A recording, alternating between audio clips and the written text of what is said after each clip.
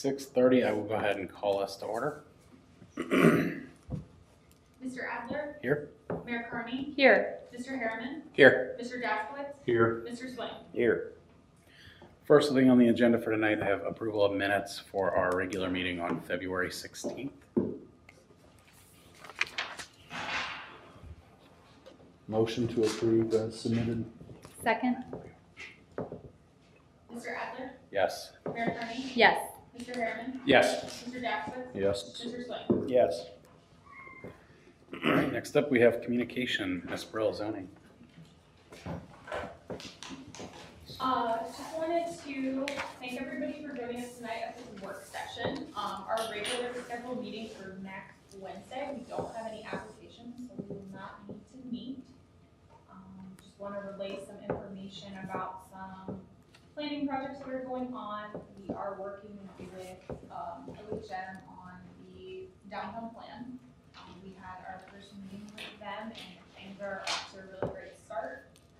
Next step is to work with interviews with some stakeholders to kind of get that process going.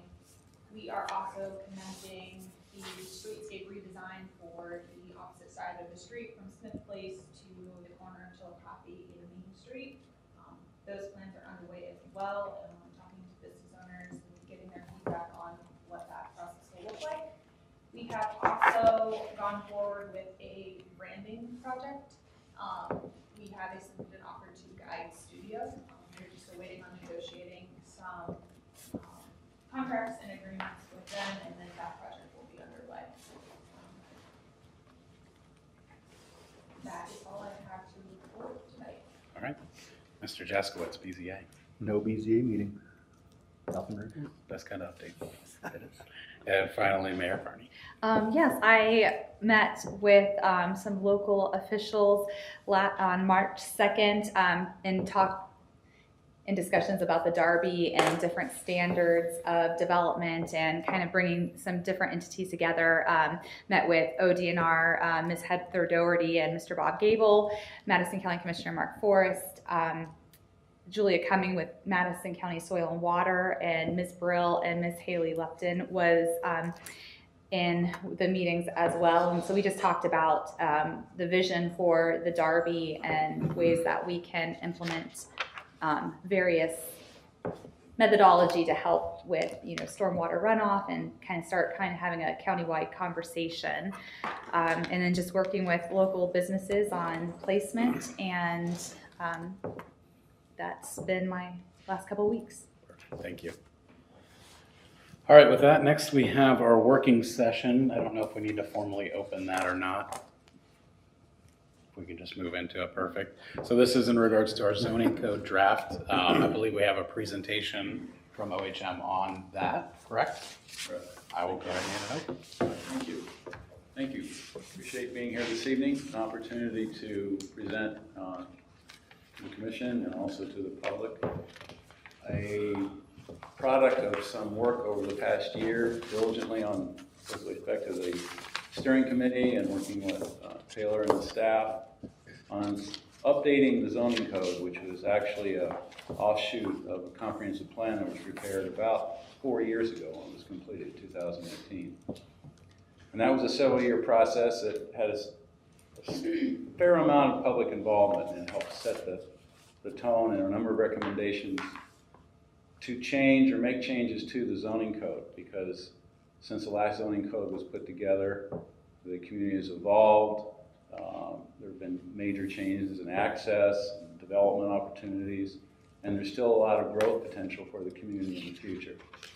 So it was by having done the code, and I'll go over with you in a moment what we found from the code, or actually from the plan, having done the plan, gave direction for revisions to the code. Quite often we work in communities where they don't have a plan before they do a code, and it becomes quite awkward because they really don't know what some of the major issues are. So we usually reach out to the community and find that out. And we were able to do that early in the process by talking to some of the stakeholders and working with the steering committee. And signal on. Went to sleep. Okay, I'll push the button right now.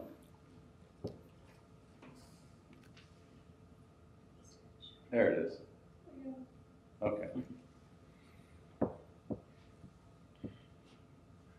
So first of all, just for this portion of the meeting, I'd like to go over why we're here, some background as to why or how the code was prepared, what process we went through to put together the code and helping the village do that, a summary of the diagnostic, that was the evaluation we did of the existing code relative to the plan and relative changes that happened in the community over the past 30 or 40 years.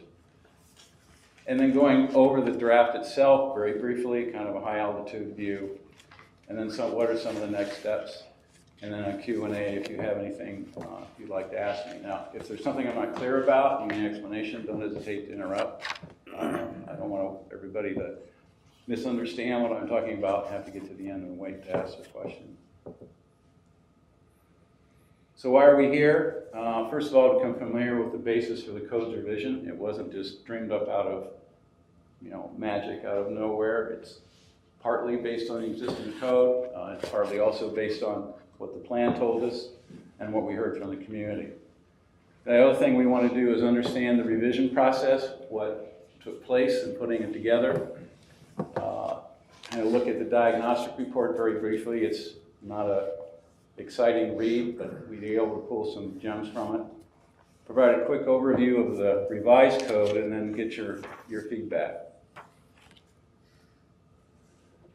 The plan itself had a vision attached to it, a number of recommendations that included goals, objectives, and strategies for how the plan was to be implemented. And it was based on input from the community in a number of ways, from surveys to public meetings, to even input from other areas of the community. And basically the community, and summed up in the vision for the community, it's family-oriented, outstanding quality of life.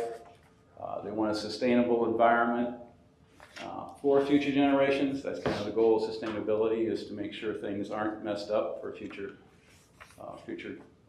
age groups. And also preserve the unique heritage and character of the community. And it's unique in the sense that it's an urban, kind of walkable downtown area set within the middle of a very rural environment. But it's seen development along some of its major roadways, and it's seen change in some of the outlying areas of the community. And there's also influence or pressure on development from the adjacent region that Columbus is projected to grow almost 1 million people over the next 30 or 40 years. And keeping up with growth is not easy when you're a little bit behind, because in the case of Plain City, sewer and water infrastructure, it was deteriorating over the years, needing upgrade, preparing for growth in a sense of having the right standards and regulations in place to deal with it, a direction that you want to go for that development. And then providing residents as well as businesses the amenities they need to survive in the community and to thrive. One strategy in particular that's related to the code dealt with managing and focusing growth. It wasn't intended for growth to go as usual in the future. The idea was that in order to preserve the rural character, we really couldn't have the other alternative of expanding out as far as we can beyond the village. Eventually the village, the way it's grown in the past 10, 15 years, will eventually become a city, and it will start increasing its size, that's the choice it has, to accommodate population. Or it will take advantage of land it already has within its corporate boundaries and grow in a way that infills and redevelops areas that already are not being used to their full potential. So in addition to having the typical zoning standards, we'll also include guidelines for development. There's a focus on conservation development, and I don't know if you're familiar with what that is, but that basically the objective is to not only provide land for development, but also to reserve a significant amount of land, sometimes half the property, if the property is a certain size, in natural state, in its natural state. It wouldn't be a golf course, it wouldn't be a frisbee field or anything like that. It would be primarily an area in which the community can enjoy its rural setting. And hopefully if those projects are developed in concert with one another, it can start an open space network through the community. And then also look at things like the infrastructure, how we can grow in areas in which annexation will take place, will be profitable or at least break-even point for the community. And then look at areas like 161 and potentially US 42 for overlay districts in the future. Now right now we projected a particular type of, this was the plan recommendation, but in the code we took an approach of trying to address that as an entire corridor as it moves through the community on both sides, the east and west side. We took a little different approach than what the plan told us, but I think it accommodates some of the objectives. So to start off with, one of the most important diagrams in the plan, or maps, is the future land use map. And you'll see that area is larger than the current corporate boundaries of the village. And the reason for that is we have an area which in the current watershed for the Darby can accommodate development, but not at the extent that it's happened in the past, because we have a sensitive watershed here we're trying to deal with. So we need to be cognizant of that, not only in how the village expands in the future and how they extend utilities and where they extend them, but where that development goes and trying to minimize the impact on runoff on the Darby, stormwater runoff like you were referring to, and the impact development has on that. It's not only the amount of water, it's the quality of water also that enters the Darby. We also, one of the things in the plan, we compared it to the plan is the existing zoning. And the existing zoning is a pattern that's left over from the current zoning code, or is part of the current zoning code, that incorporates a number of districts, probably, and we found out more than the community really needed, especially when you look at the districts that were recommended in the plan. And also, it relied heavily on plan developments to accommodate the future growth of the community. And some of the projects you see there that are in the light orange and yellow areas are for residential. So the current zoning we use as a basis for creating a new zoning map. It's actually right over here. You probably can't see it from there. Maybe you'll see it from the screen. Along with the planned land use, to develop a map for future growth and development in the community. And it included combining certain districts to make it more efficient as far as how land uses were distributed. It also included specific areas, not just R1, R2, but ones that were designated and unique to the characteristics of the area, like a corridor area, a rural area, zone, district, one that was specific to the uptown area, and also one that was specific to the area surrounding the uptown, the more traditional development pattern that the village had since its inception in the early 1800s. So we have growth occurring in the future, and one of the key findings of that growth potential was taking advantage of future trends that are taking place in the region. One of them is an increased desire for smaller homes on smaller lots, and that is a big demand feature. It just doesn't occur at the same amount, the same rate throughout the whole region, but it is something that's occurring now. A lot of it has to do with affordability. We're talking about families that are forming, as well as people that are older that are looking to downsize. So they're competing for the same housing market. And then we also have more age groups desiring for rental options, housing options, because they don't stay in one place at one time. They're younger, they haven't decided where they want to live. And having that option there can be attractive to young people who want to locate in the community because of its rural character, but they can't find the housing options for it. So the larger the cross-section of housing you have, the more variety, the more selection, the better chance you are to get a good cross-section of the population, which is good for the growth and the future of the community.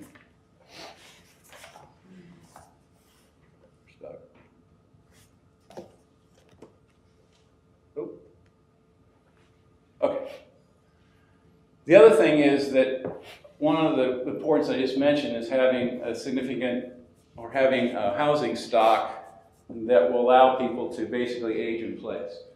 Or you come here, you're younger, you find the housing opportunities there, and then you can also stay here all the way through when you're older and ready to retire. We also think there should be housing options, or at least we found from the plan, that's walkable to the downtown. It's within a quarter mile or half mile radius of the downtown. It's also, it's affordable to first-time home buyers. There are rental options for new residents, as I said before. And there are also options for ownership of units that are, or the population that's thinking of downsizing in the future. So the process that we went through involves 4 phases. I won't get into the details of what each work step was in that process over the past, well, it's been over a year, hasn't it been? Yeah. The first phase, we got into code revision preparation process. How are we going to put this together? And we collected data, other plans, maps, recreation plans, excuse me, the community put together.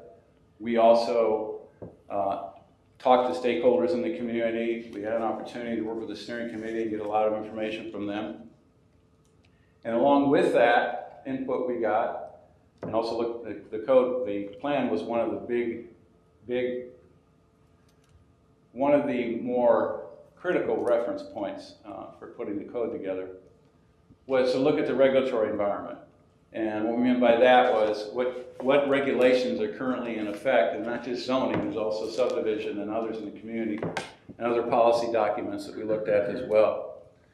And then from that, we also put together a diagnostic, and I'll go through that really quickly, but it basically informed us about what were the issues related to the existing code. Where was it out of date? Where was it not meeting current requirements of the community? What issues were related to approval procedures that were long or at least complicated, and trying to reduce those. So the number of issues that came out of the analysis, but the importance of the reason for it was to set a foundation for doing the code. Phase 3, we put together, as a result of that, a document that basically calibrated, and what that means in this case is we took the existing regulations, compared them to what was recommended in the plan and what we learned, and put together a table that basically reconciled those issues, and they were served as the basis for the code. We prepared the code in 2 different drafts. The first draft was administrative draft, and that draft bounced around with the staff, and we got it to a point where we were ready to present it to the steering committee, and the steering committee looked at several revisions or several iterations of the code. And then finally we put together a public draft, and that's what we're reviewing today. That's what the Planning Commission is considering in this workshop. The final phase is basically the last phase we'll be going through, has to do with doing the final draft code, preparing that, going through the adoption process, which will involve the Planning Commission once again. They'll be referring that to council, and then council will go through the approval process and adoption. It is technically an ordinance, so it goes through the same process that any other ordinance in the community goes through. Excuse me a second.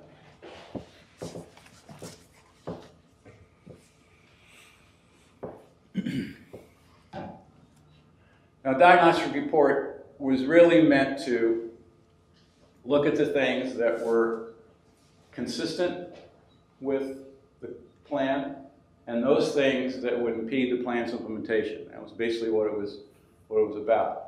It also looked at the ordinance's strengths and weaknesses, what worked and what didn't work, and it also identified where it's consistent and inconsistent with state enabling legislation or the federal statutes, and also best practices in other communities.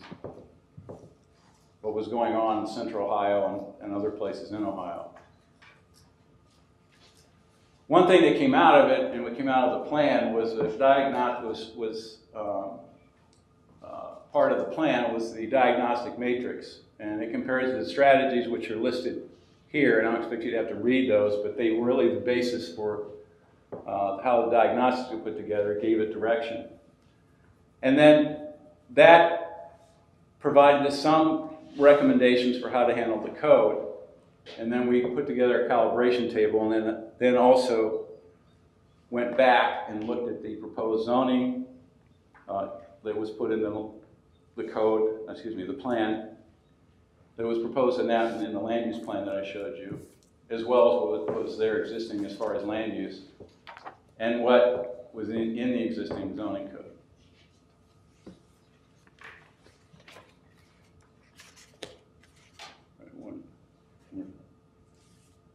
Thank you. So, with respect to the diagnostic, it basically gave us an idea of where, it had a good job of protecting the waterways and for tree preservation. It also had quite a bit of language about dealing with stormwater runoff, but at the same time, the agricultural uses weren't very broad, what you could do within the agricultural areas in the event that the village wanted to annex in those areas. It also included some provisions for sidewalks and bike trails, but it kind of got away from what to do with the core, how to make it more walkable and more accessible to the surrounding neighborhoods. So there were things like parking minimums that were fairly high, insufficient density, in the dental allowances. In other words, what kind of flexibility could we put into the standards to allow different densities in different areas. And they're also prohibiting certain dwelling types in the area and requiring wide setbacks, deep setbacks, wide side yards, making the lawn area not consistent with what was in the current core of the downtown. So we have some areas that were developed in the past 30 or 40 years that weren't the same consistent pattern that we see in the downtown right now. It went from a gridded type certain block size pattern to one that had a fairly curvilinear street that was more reminiscent of a suburb than it was of the downtown. So there was this interpretation of the code that was designed more for suburban development and rural development as opposed to what would happen in the downtown. But that's specifically related to downtown. Also, there were parts of the code that hindered revitalization. It limited uses, and it limited what you could do in the nearby neighborhoods as far as densities are concerned. And the preservation of historic structures, and particularly when you have a potential for having adaptive reuse and then stymieing that ability to generate income from those. And those go from everything from zoning code standards that can thwart that to also building code standards that can thwart it, but we are focusing mainly on zoning code. So the recommendations are we use the code, graphics throughout the code to better illustrate the standards. They don't replace the standards, but they at least give an applicant who is looking through the code an alternative to how to interpret the code. It gives it a little clear representation. In this case this is just a drawing that shows how much clearance you have to have in order to be able to see out your driveway when you're pulling out. And that's supposed to occur to keep objects like telephone poles and major landscaping from there. Also, definitions were in one glossary section rather than spread throughout the code. There were architectural guidelines to ensure that we preserve this small town character and rural character that was desired in the plan. Also, one of the things as far as the plan recommended and what the diagnostic recommended was to improve compactness and walkability in the uptown. And we're finding out as we're getting the uptown plan that seems to be something that's a trend. And also allow that in other parts of the village, not just reserved for the downtown, but it could occur in other areas, so either adjacent to the downtown or at other places along some of the corridors and some of the neighborhoods. Also, we looked at broadening the uses in the commercial and rural districts in order to allow more opportunities for growth. In rural districts, we have the benefit of having lots of land to buffer uses. That doesn't mean we have to have major standards for separating uses, but we can allow things to occur there. For instance, we could allow more uses that were focused or related to the Amish and Mennonite character or heritage in the area, and then things such as food research and education related to that. So some of the other key recommendations were to allow conservation subdivisions in multiple districts in lieu of a planned development as an option. That allows us to create additional parkland. It isn't necessarily owned by the village. It gives you an opportunity to increase the amount of open space without having to acquire it. Promote the preservation of and reuse of historic buildings, adaptive reuse in particular. And then allow nature preserves, conservation areas and parks like you see to the right, and diagrams that show how that's to be depicted in the community. For instance, in that case, it shows how a green is to be developed and what the characteristics are. So the code itself, and like most codes today, has a basic structure. Excuse me, I was supposed to say standards, apologize. But there are standards that are applicable to certain uses, and that means they focus on the use itself. So for instance, a fast food restaurant with drive-through uses would have particular standards. It's different from a freestanding restaurant that doesn't. There are standards that are applicable to specific districts. In that case, an agricultural district would have standards different from a commercial district that's different from a residential one. And those are related to setback and height and lot coverage and density, and they all relate to lot width. They all relate to the form and character of the development.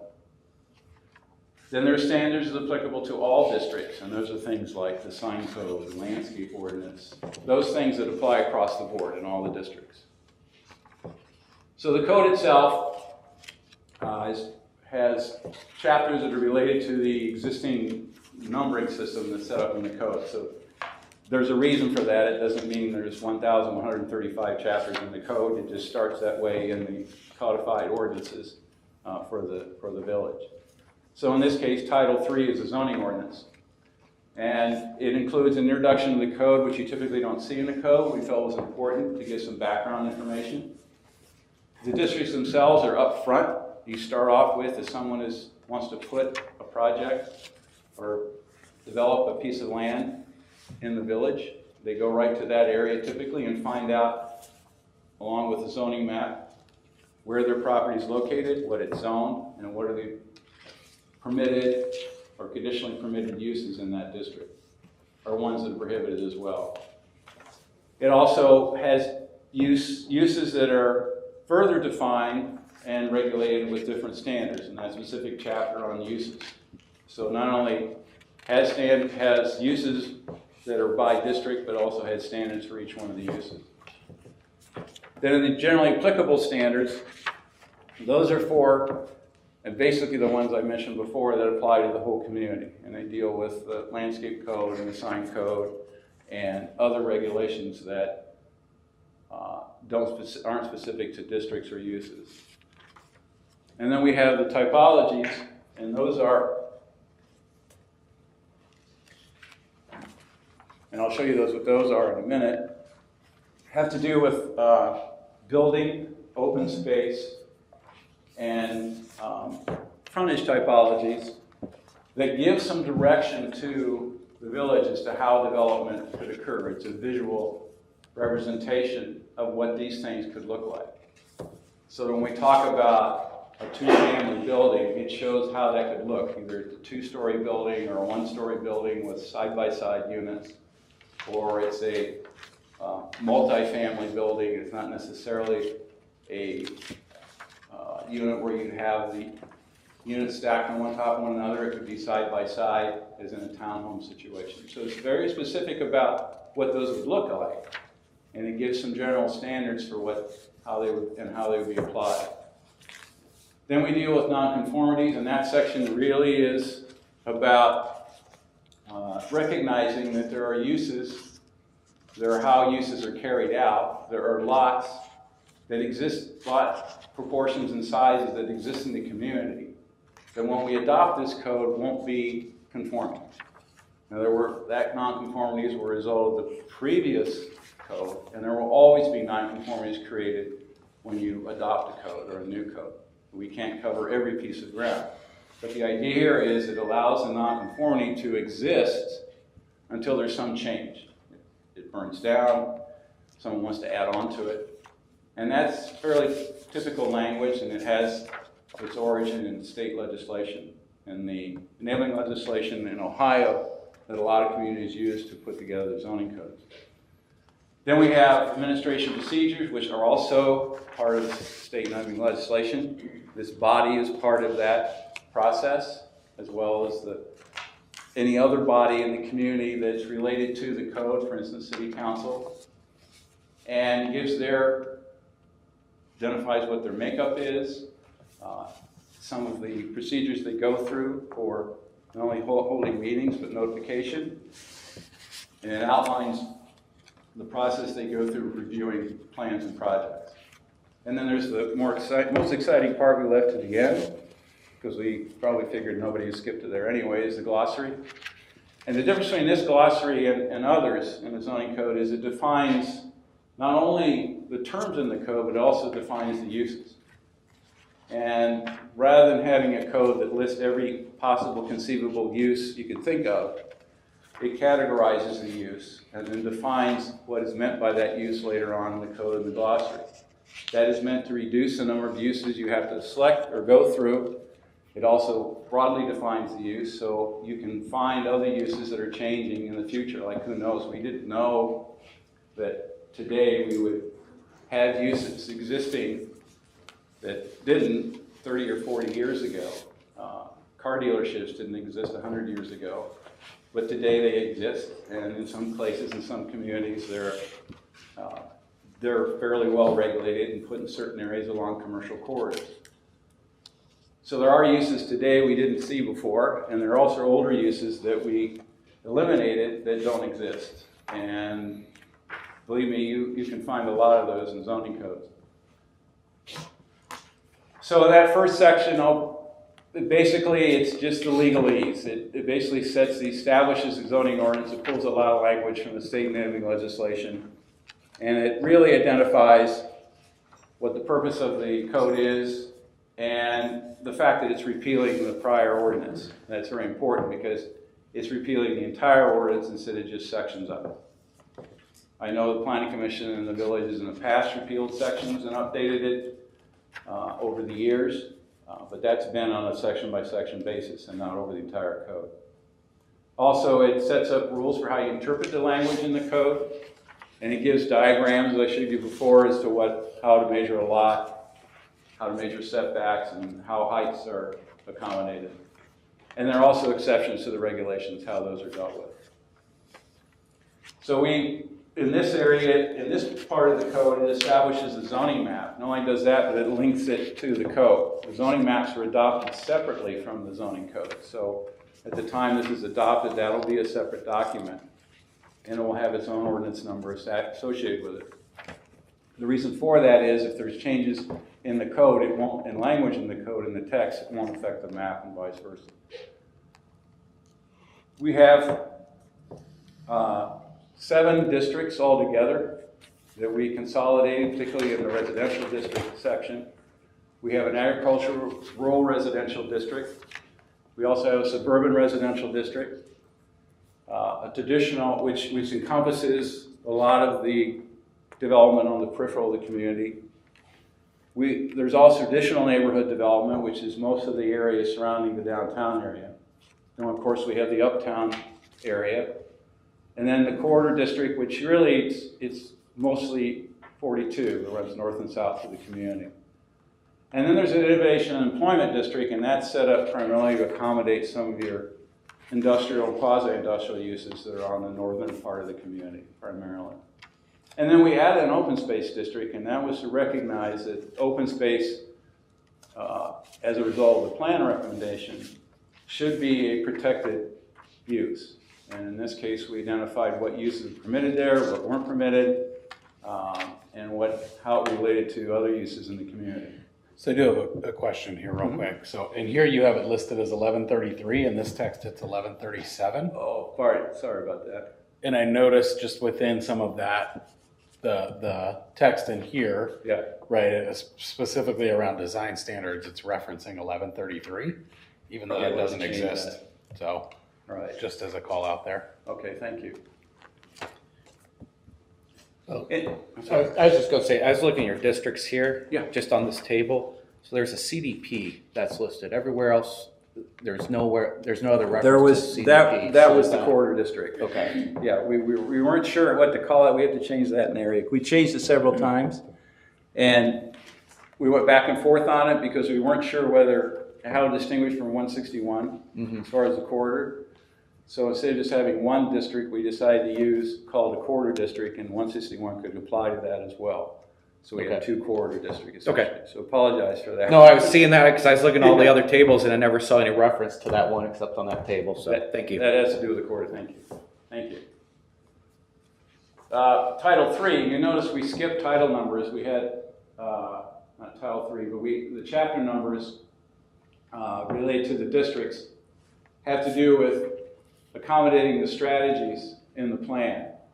And I won't read all of these, but you get an idea that they really went from preserving community character to reinvigorating the downtown, to providing housing options, and to improve park and recreation options. So those are the things that are accommodated in the district regulations primarily, and they were focused mainly on the plan strategy. So if there's going to be anything that reflects the plan more than anything else, it's the section dealing with the districts. So the current zoning, you can see pattern, basically has several residential districts that we combined into a suburban district to make it simpler.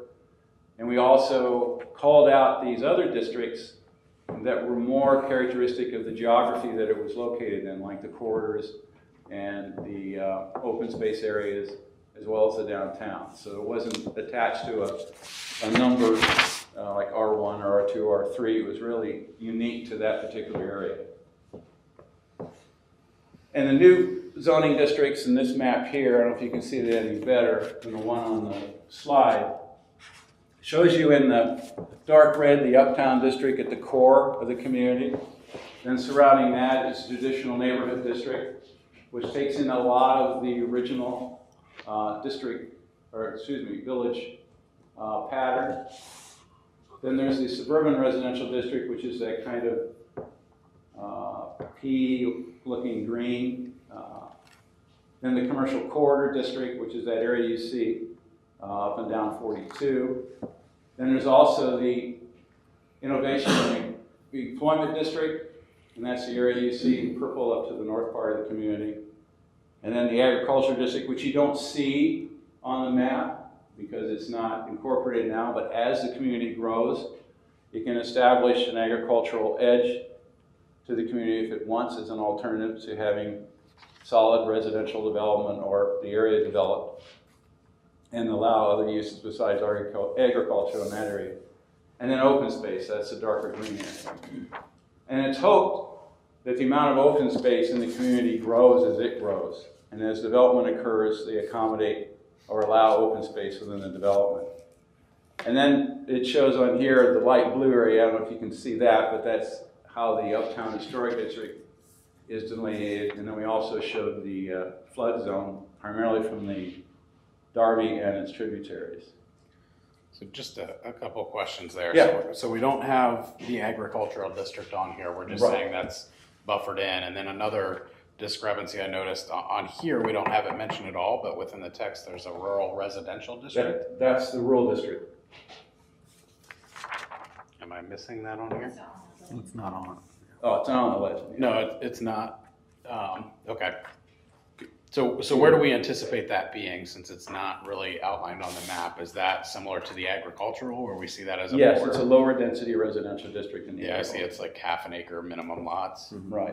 It's also, I don't know if this is intentional, but the structure height's defined as 40-foot minimum Mhm. in the text. Mhm. So you would want a 40-foot minimum on that? Wouldn't it be 40-foot max? Well, the 40, The others are defined with maxes. This one's listed as a min. Right, so here, structure height 40-foot max, here, It's structure height 40-foot min. yeah, we don't, in the rural residential district, you can accommodate other uses besides, like a primary school, or a secondary school, or a technical school, which can be higher. So I guess if we say 40-foot min, there's no limit to how high I can go, right? Take it up to the moon.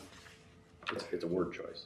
The moon versus Yeah, maximum. yeah. If you wanted to establish a maximum, you could there, yeah. I don't think we'd establish a minimum. I'm looking at Brian here, but I feel like we probably ought to have a maximum, right? Okay. All right. Can I ask about just while we're on Sure. the agricultural district? So my question is, I mean, we're creating an agricultural district for the village, but how exactly does that preserve the agriculture? I mean, what we're experiencing now are developers are buying agricultural land and then turning them into neighborhoods. Are you saying that if we designate certain fields to be agriculture, they could never be sold to a developer and turned into a neighborhood?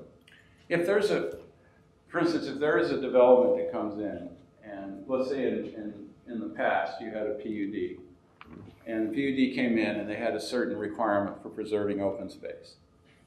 In this case, what you would do, instead of having the PUD, you would zone the property as, let's say, rural residential, depending on the density. And then adjacent to that, if you wanted to stay in agriculture, you would zone it as an agriculture district. So in the future, in the past, it was a PUD with an agriculture zone or open space area. And today, it's a separate district. If it was meant to be in perpetuity in agriculture, the zoning wouldn't guarantee it would stay that way unless it would, it could be rezoned. It could have agricultural easements in it, which then does require that it be used as agriculture permanently.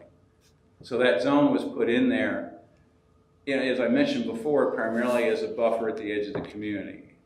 So as you grow further, and basically in the plan, the idea was at the last possible, like I say, alternative you would have in growing, if you could find development parcels within the current jurisdiction to take advantage of those where you had utilities, you had the infrastructure, you had the access with roadways, to consider those first. But then if you had a potential request for annexation, that you would bring it into either the agricultural district or the rural agricultural district. So it would give you an opportunity to have a holding zone. And if it wanted to be rezoned later, that would be the option of the village. I guess I'm kind of hung up here too, is what's the practical application of that, right? I mean, like when I look at Mr. Weeks sitting over here, he's got some farmland right outside the limits, right? What's the incentive for him to incorporate that into the village just for it to stay zoned as agricultural, other than to get taxed more than he does today? You provide village services. You have water, sewer, fire, well, yeah, it's fire, water, sewer, police. But we would have to provide We that would to the provide property it at for that you, point, right? Yeah, and then he could have deed restriction or some covenants on the property that would require that it could never transfer to anything other than agricultural. I think what you're talking about, and the thing you're kind of running your head into is, developer buys 400 acres of land, and they could come to this board and we can say, look, we love the fact that you're in contract on 400 acres of farmland. We want you to keep 200 acres of that agricultural. That's a tough ask for a developer to do because they've invested a lot of land. Now, it doesn't mean That's it's the way I understand it. Yeah, that's the way it would work. Half of it be built on, the other half would be in agriculture. Yep. And if the developer owns that ground, and they would lease it to a farmer's farm. Right. And within the rural residential district, we have that provision. It outlines in there what you could do if you wanted to preserve up to half of the property in open space and what that required and what resulting density you'd be allowed if that occurred. So that's another option within there to still allow you to develop the land but maintain it in a rural character. It provides incentives for the developer to do something like that. If we want them to preserve farmland, then we're going to give them a little bit of cushion on the density in order to preserve a portion of the farmland. Yeah, originally in the plan, it recommended a separate conservation district, which is how some communities do that. And back here, sorry. But in working with the steering committee and some discussions we had with folks that were, really were involved more in, how development has occurred in the region that way, felt it would probably be more flexible to allow the conservation type development within existing districts rather than having a separate one. It'd probably be more realistic that someone would want to zone that way as opposed to having to create a special district for it. And, you know, in working with the steering committee, we're also to look at, in these developments, how to control the density in, like, for instance, in the rural district, rural residential district, so that we didn't impact areas along the Darby if someone chose to zone it that way. So there was some concerted effort to try and keep the densities low in these districts and provide an option for the community to develop that way. There's a lot of codes that has these floating zones, that's what they are, that allow you to choose to apply it if you want, but we're not recommending where that is today. It's very difficult based on the fact that it would probably be outside the corporate limits today. I have a question. I'm Yeah. going back to the 40-foot minimum, 40-foot max. Would it make more sense to put the 40-foot minimum on the agricultural district versus having it in the rural residential? Because if you have it in an agricultural district, and I'm going to use Mr. Weeks's farm, you know, you have grain bins. Yes, you have some heights, yeah. Yes, so if you're putting a maximum on structure height in that district, I feel that's an inconsistency. Yeah, it probably would. I mean, it's 35, 40 feet. Typical residential neighborhood, you're going to have 28 to 32 feet maximum for a side, for a house, depending on the roof pitch and how many stories it is. You have to keep in mind, like, if you're talking about grain bins or barns, the things that are used for agricultural purposes and agricultural use, we can't regulate it. No, that's what I'm saying. Like, it's right now in the agricultural district, there's a max, 40-foot max. 40-foot max, Yeah, that's why I'm saying, like, it almost needs to be flip-flopped. Yeah, that's a good point. Any other questions? What are the uses allowed in the agricultural district then? What other I can read through it, I have it up. So uses: agricultural dwelling, accessory dwelling unit, 1-unit dwelling, 2-unit dwelling, industrial, artisan manufacturing, small food manufacturing, small scale light industrial, large scale light industrial, institutional, post-secondary school, primary school, religious place of worship, secondary school, technical school, recreation and leisure. You have conservation recreation, large scale outdoor recreation, recreation with lodging, restaurant or bar, small scale outdoor recreation. And then under services, air transport services, animal care with or without outdoor runs. It's a pretty broad net. Some of those uses are also conditional. I'd say there's some C's with a handful of those that are. Yeah, there are conditions. And it recognizes the fact that in unincorporated areas, they don't have access to utilities, and they basically fall under the definition of agriculture, have a broad range of uses you can include there. And so when it becomes into a city, it changes a bit, because if you bring it in as agricultural and zone it to residential, and you restricted it right away. This allows those broad range of uses to be maintained, and it gives a little more flexibility. Yeah. For the purple area, what are the uses of the purple area and what are, maybe a different question, what do you envision going in the purple area? Well, in the plan, it was looking at uses that would be, more of the innovation type uses. In other words, you would have incubator type industries there that would just be starting out. It wouldn't be a Honda plant coming here and locating, but it would be one more scale to the village. So like, would industrial and go in that area? Yes, it would. Whereas orange would be more commercial? Yes. Okay.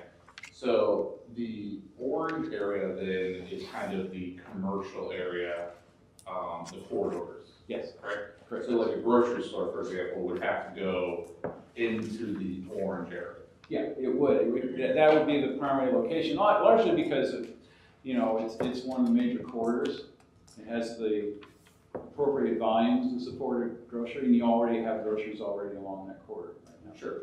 So realistically, and this is kind of getting to my broader point. So realistically, though, if we're going to put a grocery, it's actually going to be not in that orange, right? It's probably going to be south of that orange into an annex area that is added. Because if you drive down, there's really not room for like a Kroger in that area. It's kind of built out. You have to bring down a lot of stuff.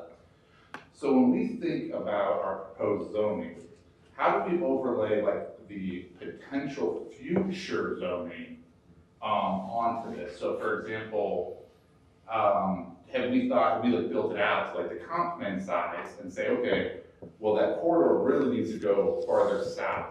You get what I'm saying? Like this is great, but I'm not gonna put a grocery in there. I need to put it farther south. Mr. Terry, I think, so in our comp plan, we have that planned land use map, which is kind of what we reference. And I think now that we've defined those districts down and distilled them into kind of more flexible subcategories, it might be best served that the village goes through a process to update that. And redoes the comp plan and extends it, because I understand it, right? I get the problem. You can't zone something that's not annexed to the village yet, I have no control over it. But once someone comes to me and says, hey, I want you to annex this light green or dark green, I'm like, no, it has to eventually be orange, so that when we're telegraphing to whoever is developing it or whatever, say, no, don't buy that to build a residential, buy that to build a grocery. So you're suggesting that we update the comp plan following this with that land use map, kind of the bigger Plain City? I think it's a good exercise too. I mean, the comp plan was done in 2018, it's 2022. Just to update it so everything is a little more consistent. It doesn't nullify that land use map because a lot of these districts were formed based on what those recommendations were. But if the village wanted something that fell into these categories and was a little bit better defined with the definitions of the zoning text, to update that would probably be the best way forward. Well, and I think what you're hitting on is something that's come up a lot of times in this commission over the last year or so is how do we plan and define what our future growth looks like? Because when we look around other central Ohio communities that have done that well and that have grown in a sustainable way, they've really dictated as developers come to them, hey, here's what you have to put here. We're not giving you an option. If you want to put something here, this is what it is. And I think this right there, in the perfect world, right, the box that we get to fill in is bigger, right? We already have the land, and we can go through and plan the community out as we want to, like that over there, that's only gonna be industrial, don't come. But that's not how we're operated, right? We're operated piecemeal. Individuals come to us and say, do you want to annex in? And every time my question is, I'm like, okay, is this up on 42, for example? Because if it's up on 42, now that's into my corridor, so I want to push it back. So I think by expanding our thought into, okay, what is the next thing in that land use? And I would even suggest potentially doing that. I know we're saying doing it as part of the comp plan, but is there anything stopping us from doing it a part of this so that we can have that vision when we're kind of saying like, well, this is where we go next, so that, like you said, anyone that comes will be like, listen, don't buy that for industrial. That's not in our industrial world, even though it's not zoned that now. We want our industrial up here, annex in up here. Shouldn't they just be like harmonious, right? I mean, what you're saying is to update the zoning code map to match the bigger picture of the comp plan. But we can't set a zoning code map for parcels that aren't in the jurisdiction. No doubt. So I mean, when that comes, we say, no, our comp plan dictates this. This is supposed to be updated every 5 years anyways, the comp plan. I mean, that's what the goal originally was. Yeah, so much of the comp plan, for example, is just, it's getting back to Mr. Swank's point, which is, we're just gonna say, okay, everything else is agricultural, because it's agricultural today. But like I'm looking at it right here, that's what it says all around. Everything that isn't in that village basically says agricultural. I'm saying, run that orange straight down of 42, run that orange straight down 161 and say, this is really what I want here. Because again, and I think it's getting a little off topic, so I don't want to distract you guys too much, but I think they do need to be dovetailed together so that when we're kind of, like, I don't know if that's where I want purple until I see what's right north of it. I would hope more purple, not green, right? But without seeing that, it's hard for me to say, yes, that's where I want purple. There's two components to it. Number one, you need to update it, of course, every 5 years, because obviously growth happens the way it happens. But update it every 5 years, expand your range, because obviously we're growing, we've annexed more since 2018, so expand it out. But then the important part is for this body and also for the village council to adhere to that plan. Because the only reason that things get hodgepodge and go piecemeal is because you diverted from the plan. Well, that's like the agriculture, we say, hey, we want to preserve the agriculture heritage, and so the person comes in with 400 acres thinking, hey, we're going to make this orange or purple, whatever it is, and we go, no, only half that has to be agriculture. That may affect that purchase, where, if we identify those zones, at least people know what the thinking is. Yeah, and I'll let it go on this, but it's really hard for us to be like, oh, by the way, we don't own that land, it's not zoned in our village, it's nothing, but just so you know, that has to be half dwellings, just so you know, like, heads up. Well, that's what we decided what you're gonna do. Like, it's a double-edged sword, right? You can't do that, right? That's impossible. So. But I think it's key, and what you said as well, is us adhering to it, but also defining that a little bit better for developers that are coming in, because they want to know before they even start down that path, right. Do I have any likelihood that this is going to be what I want it to be, right? It's a waste of their time, it's a waste of their money as well, if they're looking at something and we know they're going to come to us and we're just going to say, no, absolutely not, that's not in our plan, that's not what we want, right? And so that's the key that we've talked a lot about, is how do we define that better to help everybody out, helps our community, helps the developers coming in, it makes it a lot more clear cut on what we can and will support. That's right, and one thing to clarify, we talked about earlier, let's step back, talking about distinction, rural residential and the agricultural district. One of the reasons we put that in there was something that came out of the plan as well, is you have what by definition is rural in some of the properties that front on some of your, like for instance on 42 and some of the other roadways surrounding the community, 5-acre lots or more that are agriculture in the township and defined as such, and they have all the flexibility that a farm would have to do what they want to there, but they're only on 5 acres. And all the way down to, if you want to get down to smaller lots down to 1 acre, but that primarily the rural residential area was to accommodate those. And they know we're not going to go away, they're going to be there forever, but it has specific requirements to those. So those areas along the corridor accommodate that. We're not recommending that we keep doing that, but at least it has that potential for holding that. The other thing is in the comp plan, and we've done this before in communities, where they do a comp plan. It's an involved process. It takes several years.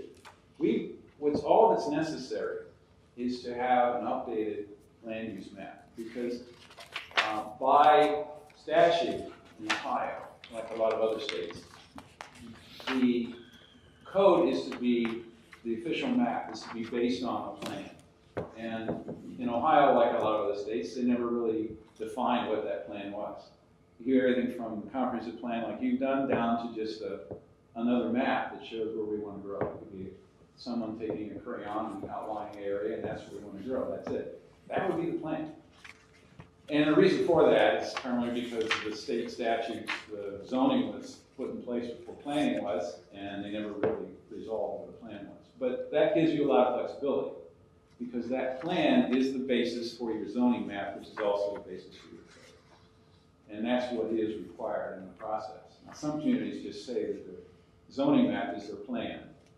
And you could probably infer that, but what you want to do, and what's been set by the comprehensive plan, is a lot more forward-thinking than that, and includes a lot more area than just what's in the incorporated territory. When codes were first put together, they were put together with the idea that community never changed. We're going to lay out these districts, it's going to develop this way. But over the years, it's been determined, and by experience, that yes, they do change, yes, they evolve, and yes, we have to amend these codes, and yes, they need to be flexible and all that. So this changing world doesn't allow us to have a static document. The zoning code has to be a very, flexible document. So I think that's an option if time and resources don't permit you to update the whole plan. Just looking at the land use element, and based on what we've gone through in our discussion with you with the zoning map, is go back and revisit what actually is the area that you want to grow into, and what does that look like. And that isn't an extensive process of time consuming.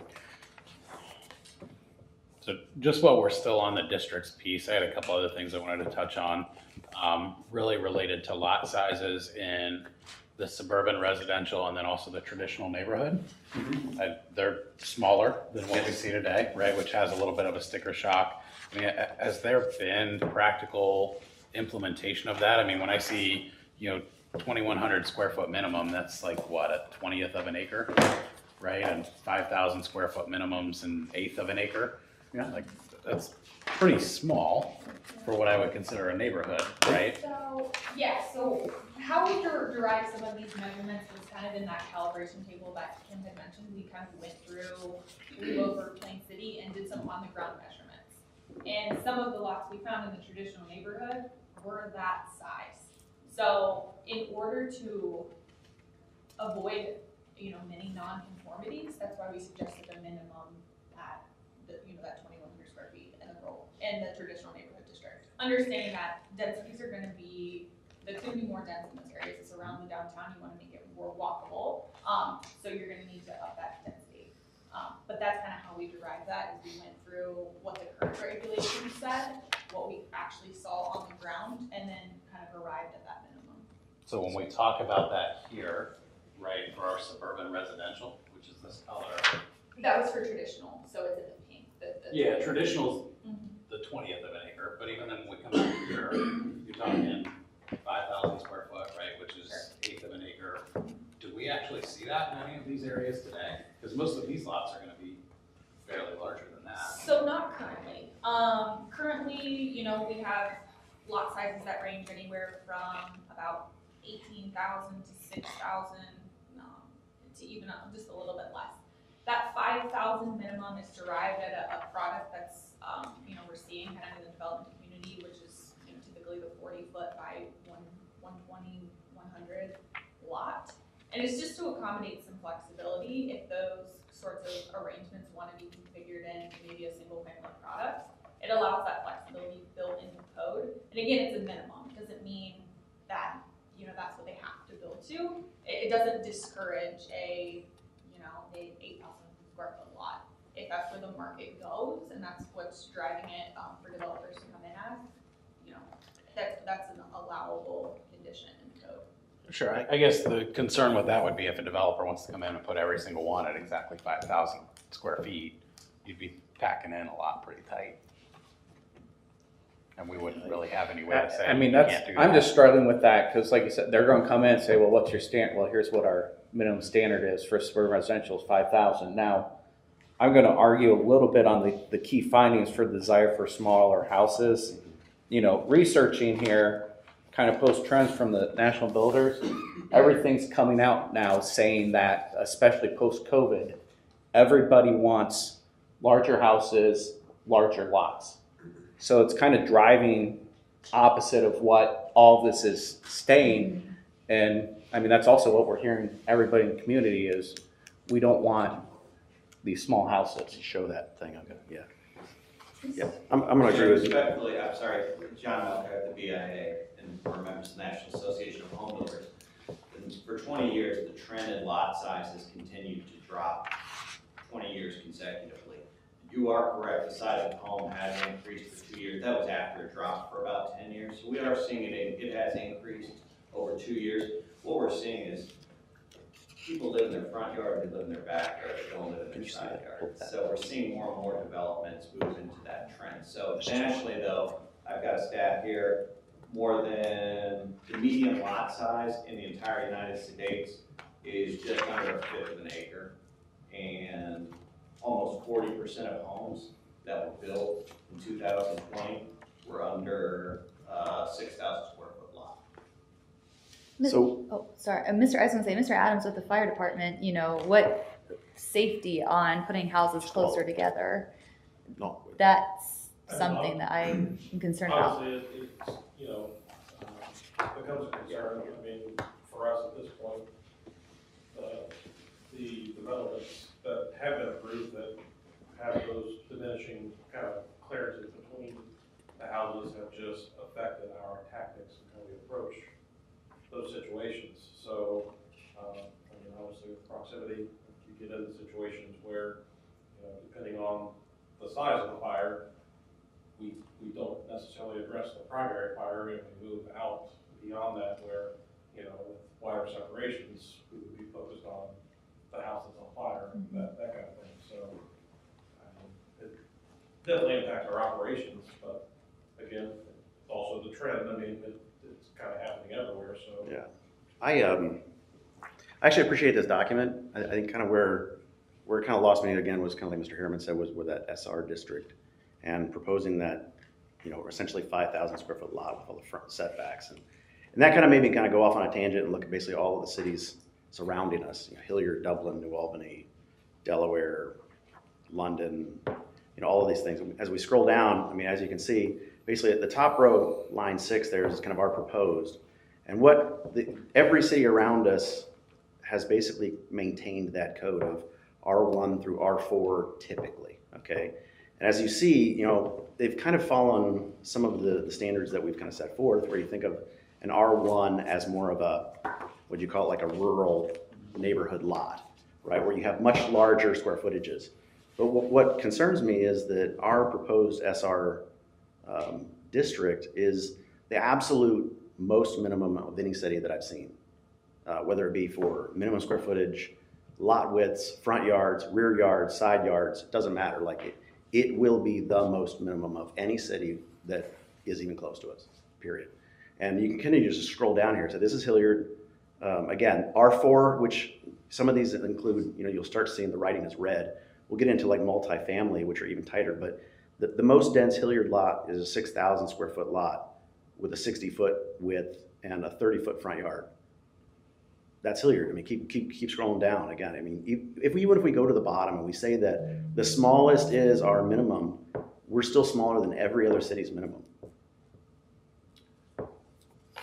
One thing to keep in mind, and you probably have seen this in your development, the majority of the projects that have gone in some of these communities have been planned unit developments, and they set their own standards there.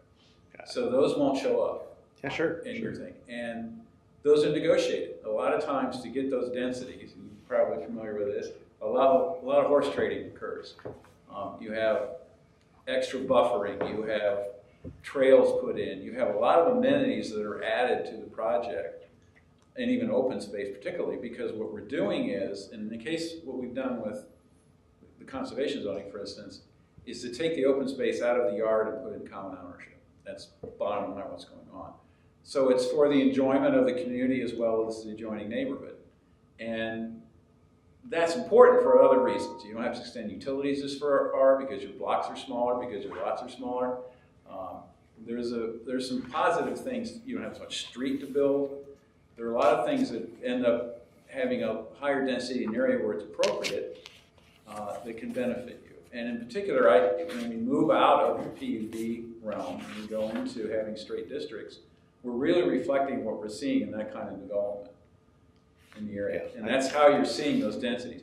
Those zones, and the reason why you're seeing that R1, R2, is because that is based on the zoning recommendations in the standard state enabling legislation that was proposed in the 20s by the Commerce Department. So those haven't changed in almost 100 years. Those designations are really set up in a numerical sense, and they don't really reflect what kind of development the community wants or the area that it's in. See, I guess I just disagree there. I mean, I think that this board has talked about wanting and desiring a variety of housing. I mean, you even stated that, and I think your presentation was spot on, actually. And what I'm afraid of is what we're proposing, even though we're saying we want a variety of housing, is we've distilled everything down to one zone, and then we just hope that it happens. And that scares me. Yeah, and I think I understand. I understand, you know, moving away from planned developments to straight zoning is a new concept for Quincy. I mean, all of our recent developments have been planned districts. But I think there's been also some, you know, concerns from the commission as well as, you know, they're all coming in and they're looking the same. Well, when you write a code in a district and the more standards you add in, the more uniformity you get. When you kind of open it up to allow it to be a little more form-based, that's where you get the flexibility built in without, you know, regulating it to the point where everything starts looking the same, all the lots are the same size, all the houses look the same way. So that's sort of the reason why we have gone to allow that flexibility built in there. So there's more creative direction and, you know, diversity in how things Let's just, for instance, let's for instance Westerville's code here, right? We've got R1, R2, R3, and R4, okay? If Plain City had a similar situation where we had R1, R2, R3, R4, could we designate a percentage of zone R1 needs to be in the village? There's a percent of R2 that's in the village, and vice versa, so that you do get that density. Because I think what we're requiring right now is just that least dense number. And you're saying it's not going to homogenize basically because we've got, because we're just creating all these multiple zones. But I see it the other way. I think if we create one zone, we're just going to get that. And I guess in terms of character, you're gonna get a suburban residential character. And your minimum just says it can't be smaller than this, but it doesn't say how big it can be. Right. It's all just gonna follow, I think instead of, focusing on numbers, which I get, there's sticker shock, it sounds scary, but it's a development pattern and character that I think you're going for in that district. Larger lots, half-acre lots, may be more geared towards the rural residential district, and maybe that's further out in Plain City as we grow. Where does that look and how does that feel? It is something to consider as we look at future land use mapping. Realistically, how many projects have you seen come through for the city of Plain City that have been rural residential lots, though? None right now, but none of them also follow. I mean, you're looking at the comp plan, and they're designating those areas as suburban residential. How many would have fallen in with the rural residential lot if it was set today? Some of them could fall into the conservation classification because of the amount of open space that they had designated in that development. So they would follow it, like it could fall into the rural residential category, but under the conservation clause because there was such an open space requirement which allows for density. And what's that density in the universe, or what'd you call it? It was the So I believe we proposed conservation up district. to 50% density. Yes, 50% for the conservation. So realistically, the conservation district is a dense neighborhood. What would the housing be, like, what would the lots be in that conservation development? It depends on how it's configured. Technically, the way a conservation development is supposed to be laid out is that you look at the land and decide what land is developable and what land isn't as developable or prime for development. In other words, it has some restrictions to it. It could be slope, it could be depth of bedrock, they could be groundwater depth, it could be a lot of things that enter into it. Quality of the soil, those things, and you can mark that out as area you want to preserve. You look at the land that's developable, that has those qualities, and then you go in and you decide from the, the calculation you have. Let's say the ground is 10 acres, and your code says you can build at 2 units an acre. So that means you can get 20 units out of that, but that's 20 units only on half the site. So you look at how you would configure where those units would go logically, away from the steep slopes and all that. Your open space isn't necessarily contiguous. It can crawl through the development. It could be trails and follow ravines and stuff. But generally speaking, it's about 50%. So then you connect those developable parcels with streets. So that lot size could be almost, it could be a number of things. And we recommend lot sizes in there for that zoning district and the conservation end. But the idea is to, as I said before, to take that private open space and make it common. And it would probably be under some type of homeowners association for maintenance if they wanted to keep it and have it succeed, or just to keep trails maintained and things like that in it. So, that density, is a result of going through that process, and it's dictated by how suitable the land is for development.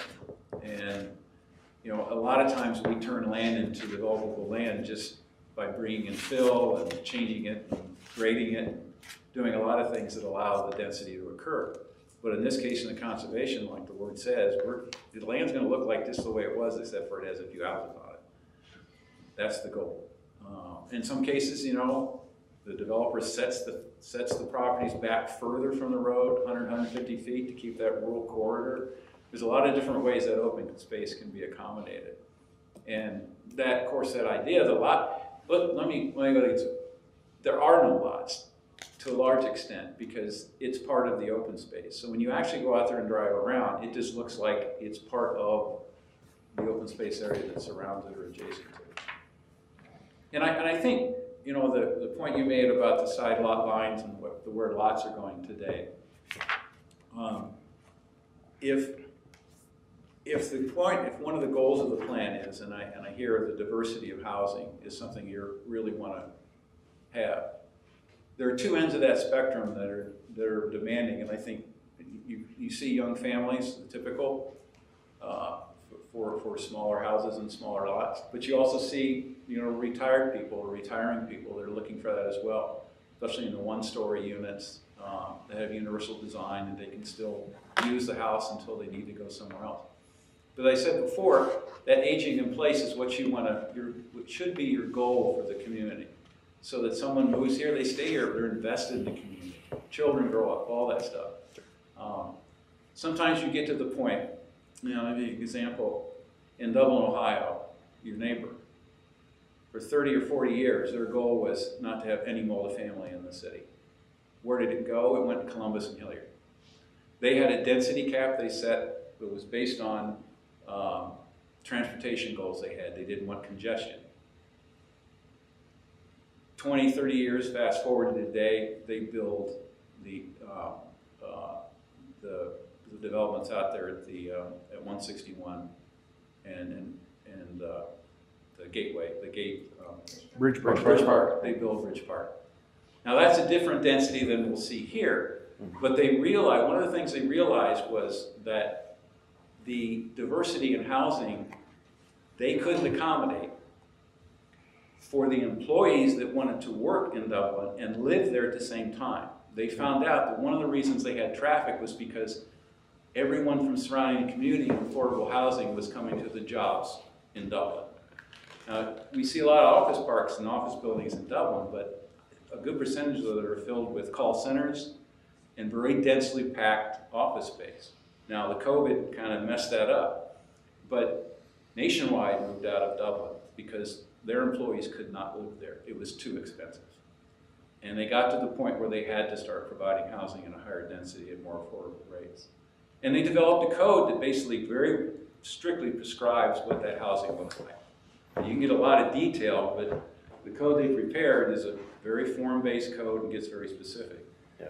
But they realized that, and it was, you know, kind of a joke in the community, that the families of people who lived there that wanted to come back, you know, and that happens a lot. I don't know if in Plant City it happens, but in the community I grew up in, families, you know, people leave, go to college, and they want to come back to their home again. They couldn't afford to live there. They had to live outside the region to do that. I mean, I would tell you that's the case today, right? Pardon? I would tell you that's the case today, right? I grew up here, moved away, and Okay. 5 years ago moved back. Well, my house is worth 50% more than it was, if not more than that, than it was 5 years ago, right? And so a lot of people that I know, and probably myself included, couldn't afford to move back here today. That's and right. so that's part of the challenge, right? Is how do you balance that? But I think it's a Central Ohio issue at the moment. I mean, the housing market bubble is astronomical, so. Yeah, but I mean, even here, right? I mean, we've seen Yeah. our housing prices go through the roof, Yes. right? And it's not a bad problem to have for us because we live here, right? But also, how do you layer some of that in so that people who want to work here could also live here? Well, Right. And then you end up with Dublin, you know, they're trying to find the 8 ball there, but communities like Dublin, I only mean to pick on Dublin. But they suddenly come to the realization that part of their traffic problem is because they don't have the housing and the amenities, the shopping and all that kind of stuff that can accommodate their population within their boundaries. Otherwise, they got to have the traffic coming in from the outside. And on a daily basis, peak hour in Dublin for years, you know, has been horrible up until the pandemic. But that was largely because nobody lived in Dublin that worked there. Hardly anyone did.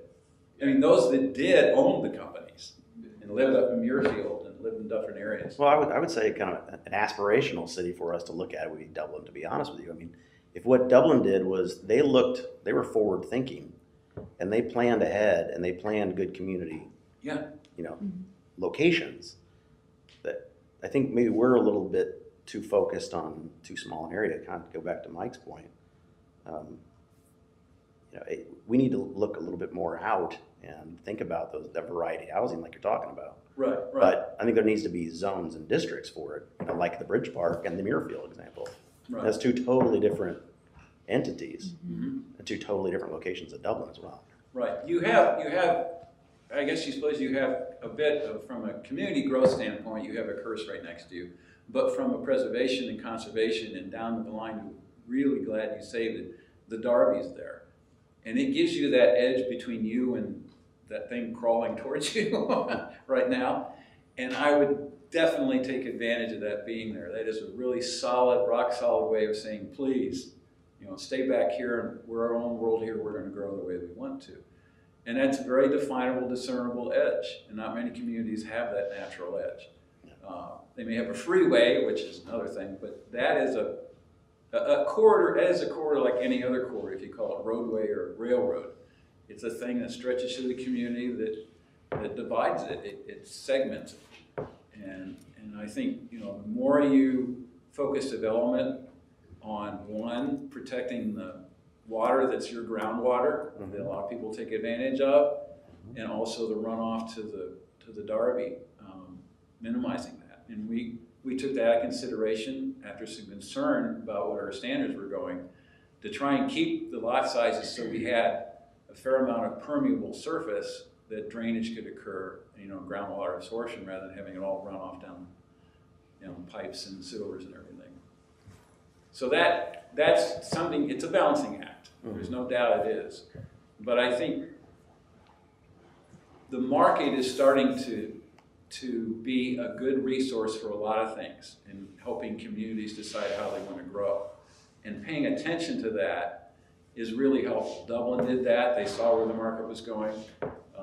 Even in the area of parking, an example would be that in some communities, they don't have parking standards. They're letting the market decide. They're letting developers decide so they don't pave the whole community in parking lots. And then any additional parking that's required is absorbed by the community, or if it's a mixed use, it's reduced by the fact the uses are mixed. So there's a lot of shifting going on into how communities apply these standards and what they consider the minimum.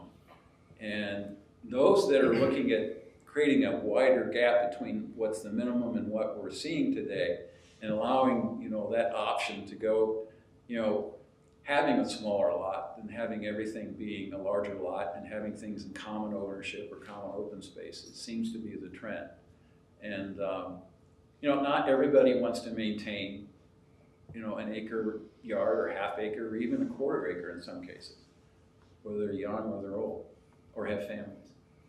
So help me understand the distinction here, right? Because a lot of what we get now is planned residential districts, right? And we're talking about moving to having just straight zoning on all of these areas, right? So what in that would prevent a developer from coming in and just, I'm gonna buy all this land, I'm gonna subdivide it, and I'm gonna build boom, boom, boom, boom, boom right next to each other, not have to give any of this as open space, right? And have that requirement like we can leverage today when we get these planned districts coming before us. We have a requirement.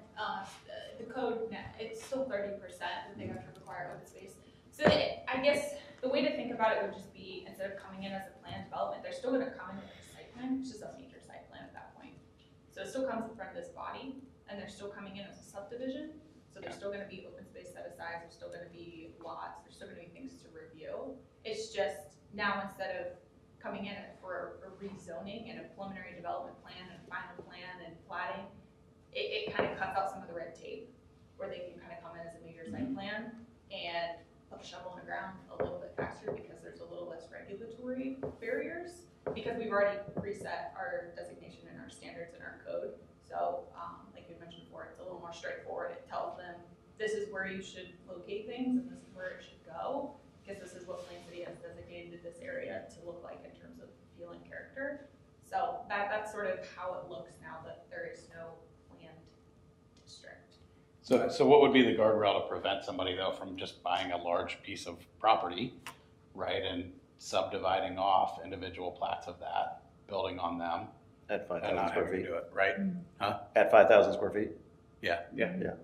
Well, technically, you. What's the won't be- guardrail there is what I want to You understand. won't be able to subdivide it all as 5,000 square feet, because if the land out here or anywhere was perfectly flat like a billiard table, and we laid it out in a perfect grid, you wouldn't be able to get that out of it. There isn't that. You're gonna have lots ranging from 5,000 to 8,000 or more. There's gonna be a range in there, because you just can't. Which is fine, they can still come in and do that, right, though, and not Right. have to have that open space requirement if they went that route. Right, I think, the development community on a 30% parcel open that space. big, my impression is they also want to, put something on the market that's saleable, and they want a variety of housing types in there. I think you're finding the development community would like to have multifamily in with their single family, and have units that are, more than just one or two units, whether they're single family or two family, to give that option for people to have. They're coming up with really good designs to make a 3-4 family unit look just like a single family unit. I think the guardrails you speak of in terms of open space requirements, when they come in, there's subdivision regs that set out kind of how they have to go about meeting all of those standards. Yeah, and one thing to keep in mind is with PUDs, you were letting the development community decide exactly how they wanted to plan your community out. And now, when we're not applying that or using that district, you are deciding how you want your community to look like. It was almost a de facto plan, but you have a plan, and you have what we started as a map of zoning districts that outlines what you want to do. What's to stop us from saying that we're not accepting PUDs if we had an R1 through R4 system, that it has to be R3 or one of those four, and we just set it at that? I mean, that we don't accept a PUD. We say it's R3 and they build to R3. Other than just, we sort of hamper development, because if the market trends aren't to that and they can't build and sell a viable product, they might just not build. So what's to prevent that from happening with this then, right? If we say we're gonna straight zone it and force them to that, it's the same concept, right? But just with updated now, what happens in 5 years when the market demands something entirely different? We're kind of pigeonholed this, right? It's a minimum. Right, but I lot mean, size. we're talking, It's a minimum lot size, so a builder could still come in and build 10,000 square foot lots if that's what the market dictated. That it's a minimum, and it provides that flexibility.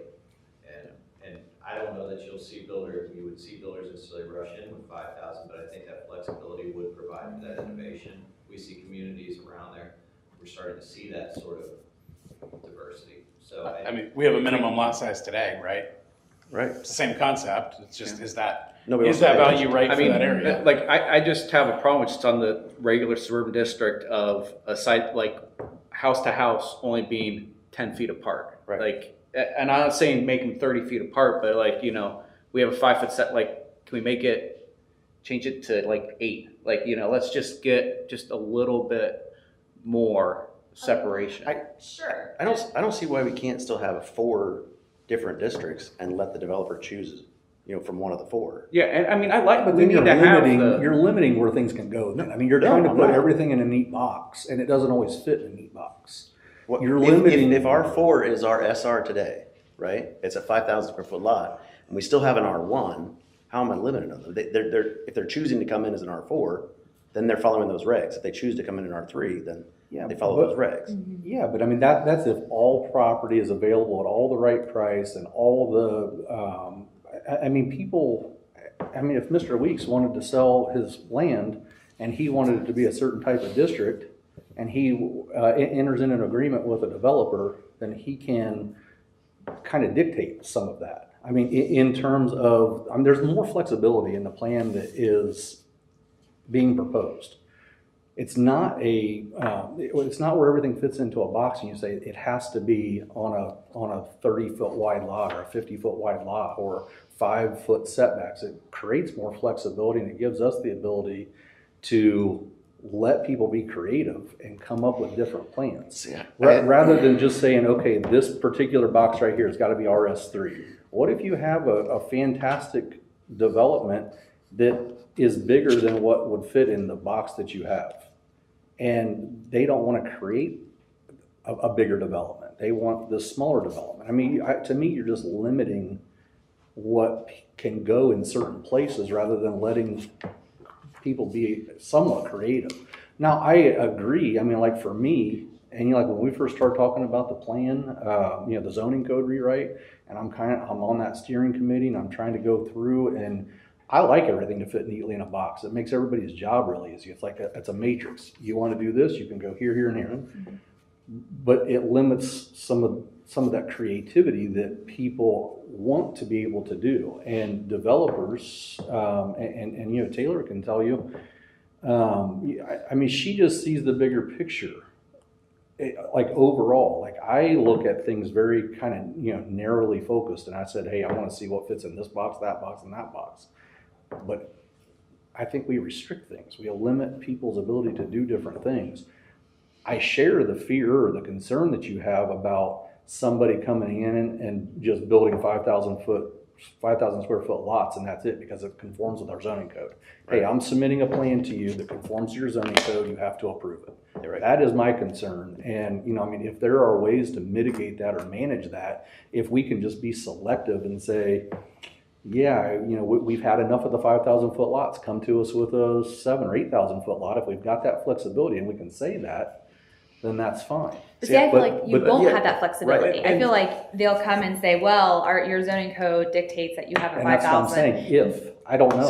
And that's the question that Dustin just asked. Yeah. Well, here's what I say. You call it a limitation, but I see, R1 through R4 is kind of, in a sense, our control of the neighborhoods, and we're giving that up to their flexibility, and we're hoping that they do it. So, I mean, if you look at the purpose of a suburban residential district is it intends to support medium density residential uses in well-connected walkable neighborhoods.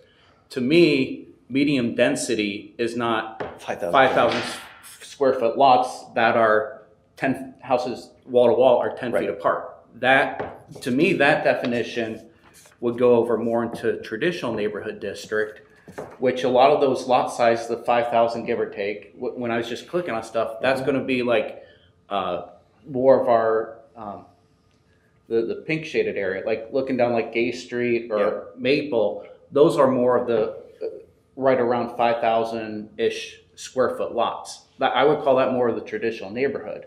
When we jump over to suburban residential, I'm looking at Darby Estates, Copperfield, around here. And if you look at most of those lots, and even what our current code in spots refers to a standard lot is 8,700 square foot lots. Right. So to me, that 8,000 plus is what I would view a suburban residential district. And so to say 5,000 feet and 5 foot setbacks is medium density, I don't see that definition for these development standards. Right.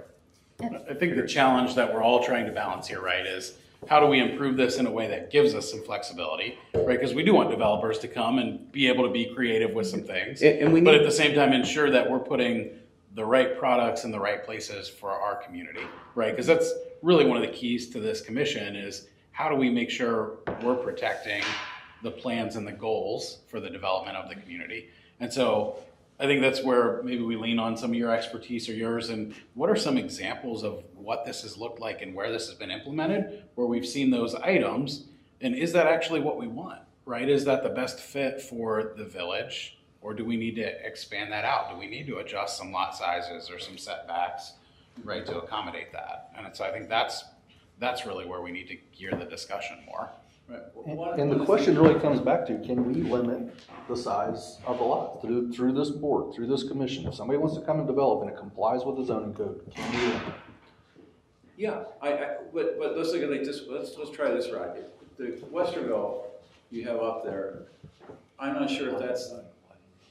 Westerville's been in the process the past several years of updating the zoning code, and one of the things they found out is they needed to build a little higher density in order to have a more diversified housing stock.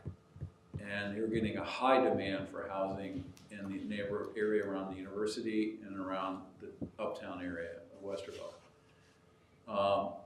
And they wanted to be able to have a mixed-use kind of setting, but they realized mixed use wasn't going to work unless they upped the density more. But they didn't look at it as being necessarily you'd have a minimum density district. What they looked at it was we have the district has its own minimum standard, but it can be varied. That density can be varied. In other words, there's a bonus that you get if you adhere to certain things. So let's say we start at a minimum 7,000 square foot lot, right? Or 8,000, whatever, pick the number. But we know that there's a market out there for 5,000 square foot lots. Sure. So if a developer wants to put in a 5,000 square foot lot, well, this is what we want. We want it in a certain area. We want it, limit the percentage of the site that's 5,000 square foot lot. We have these criteria to build into the code. Before, when a developer came in, that was negotiated with a PUD, but it was always an arbitrary thing. It wasn't something that was along the line of what the community wanted. It was like on a case-by-case basis. Right. So if that kind of thing is an alternative, you're basically negotiating in reverse. You're actually saying your permitted densities of this, but if you want a bonus, if you want additional density, then this is what hoop you have to jump through to get it. And Westerville did it for, I think, 3 different districts in the community when they did their code. So that density bonus was written primarily to allow that to happen outside the existing, traditional neighborhood that they had set up, around the campus, around the R 1, 2, 3, 4, right? Yeah, I'm not sure. It's not all 4 of them. I think it's R2 and R4, I think. I'd have to look back at the code, but So we're saying that's a good practice, right? If we want to get some varied densities, right, and get a mix of housing types. Yeah. We're not doing that here, though, right? So no, we're not doing it. That's an option. Could we? Yeah, you could prescribe a density bonus. What you're doing is giving an incentive for the developer to go that extra yard. They do the same thing with architectural standards. You say, okay, here's what we have for the standard development plan. We'll give you this additional density if you give us better design and go through this process of design review and all that kind of stuff. So there are all kinds, we know, like I say, from a developer standpoint, he has a certain program he has to follow to get the yield he can get for the property in order to make sense for the development to succeed. And he's, they're extending themselves out the wazoo. They first have to buy, or they have to option the property and then get it zoned and then purchase it, and then they also have to put in all this infrastructure in the different phases. You've seen that when the subdivision plats come through. If they can get started at a prescribed density that gives them more return and more bang for their buck, they'll go for that, as opposed to having to wait to get all their money at the end. So there's a strategy to it, and I think you bending to that strategy, I think will help, get you what you want in the community. And that's just one way of doing it. See, I think that's a good system, but you have to have that system in place that has different zoning, right? To me, I mean, if what we proposed, to me, doesn't give us those guardrails, I guess, to use Dustin's term. Well, they have to have a site plan, and they have to have a density that's overall from the minimum lot size in that. It's better than, I think, if you were to prescribe an overall density for the thing, it had to be 2.5 units an acre.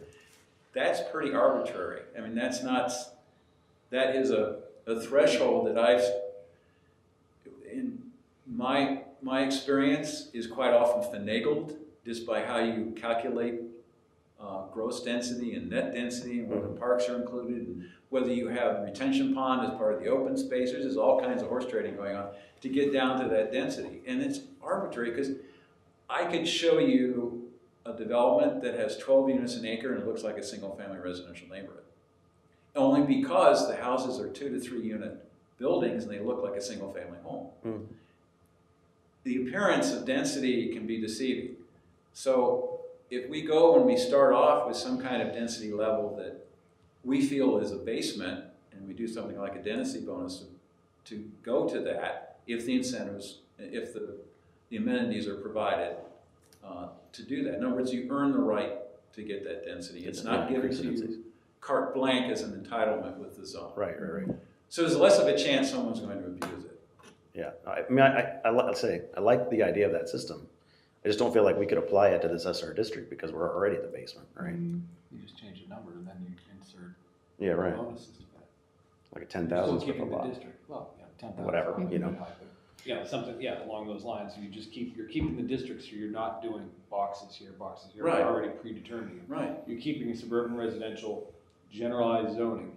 All what you're talking about and what you're talking about in the numbers, it's a number change. You could do that right now and change it to 5,000, Yeah. 8,000, 10,000, whatever. Right. And then backfill in And it gets you that bonuses. same tiered structure, Yeah. right? Right. With being able Yeah. to set a whole area as, hey, this is the zone. Right. Here's the tiers that you can Right. achieve right And through you those can get to, incentives. you can build yourself back to a five, if it's the pleasure of the board or council, whatever, ultimately this gets approved, that you have a floor of 5,000. Like, we're never gonna go below 5,000 or something Yeah. like that. But we'll let you come, we're gonna have the standard set at 7,500. We'll let you buy your way down to 5,000 with bonus system. Here's, you get so many points for this. So, if you wanna go 40% open space instead of 30%, we'll give you this much more.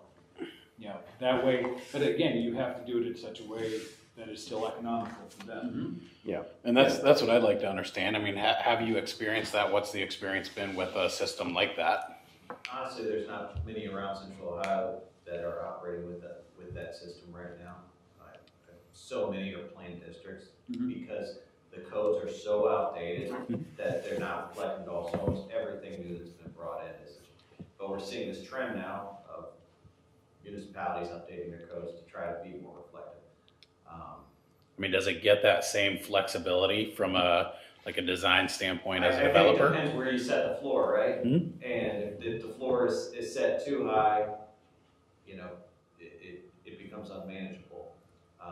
And what it is exactly that you want to see to get that bonus. But yeah, I think if it's a reasonable floor and there's those bonuses in there, I think those are things that people would be interested in hearing more about, depending on what you would set it in. The only thing I would say is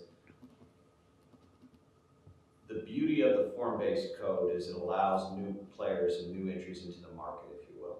In that when the process is complicated and they have to come back 4 or 5 times and you have to re-engineer your plans and it gets more and more expensive, you limit the market participants in your residential development. And that's not necessarily a bad thing because we've got some really good developers and really good builders here, but it's just something to keep in mind that when the process becomes so complicated that they have to navigate, you've got to know your way around each municipality, and there are a lot of lawyers who do really well because of that. It becomes complicated. That's not necessarily to say that's the case here, but I think it's something to be aware of. Well, I mean, I think that's what we deal with current state, right? And that's why we're sitting here doing this, is because we've done that 4 to 5 to 2.5 years long of trying to plan stuff out, and none of us want to do that either, right? And so we're trying to find that same balance of how do we set it up in a way, again, that supports our community, right? And sets some good standards for developers to where we get that varied experience, because nobody wants to see a neighborhood you walk through and it's all just blocks of the exact same thing, right? But in a way that has that same design standard and those requirements to look well and hold up to the test of time. And I think that's what Mr. Adler's, I'm going to reiterate that we want to be transparent. We want to, so that when you come to planning and zoning and then we have the understanding from council that we're all on the same page and knowing that. And so I think it definitely starts with these concerns that we're sharing this evening of the minimums of, like, we've seen it where, well, that's what your zoning code says. So that's what we are legally bound to. We can set these standards. So I think that's why we want to try to raise the bar so it matches the desires of our community as well. I just kind of go back to, we have to be careful though, if we set the zoning code at the bottom, then when somebody comes in with the bottom product, we can't say anything. It meets the code. So, Because, if they work and negotiate down, are they going to negotiate down even further if our bottom's at, 5,000? I go, well, can we do 4,000, with buy-ups, you know. Well, I think that's what we're saying. So it's like, hey, let's bring it That's the up absolute here, floor. You don't and then go we have our below floor. that. So, Right. you know, I don't want our floor to be here. Let's raise up the standard. And I mean, that's what we're hearing from the community is we want, you know, everybody would love the 1 acre lots. I mean, that's not really feasible, but, you know, at least not being packed like sardines in these tight compartments. I would say respectfully, my members aren't really in the business of building things that people don't want.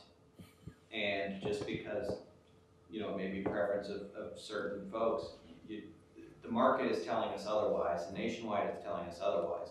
I would say that the more, if you can give on, if the give is on density, it will provide the city more flexibility to builders and developers are willing to give on other amenities. And maybe that's your architectural standards of the home that they're building, or maybe that's on green space elsewhere, which is why I think the conservation zoning that was described earlier, you know, in some areas makes sense, because yes, you may compact, you know, the homes may be close together, but you're providing a significant amount of open space and green space for the community, if that's what you're hearing. But, you know, if there is a wide market for half-acre lots, I think you'll see people build them. And in some places they will, but the reality is right now that's just not what the market is telling a lot of builders.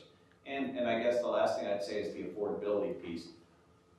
Think about it in terms of, and this is a rough figure, I'm not holding anybody accountable to this, but it's about $1,000 a square foot to develop a lot. So if you're adding 10, 20 extra feet to a lot, you're adding $20,000 of cost.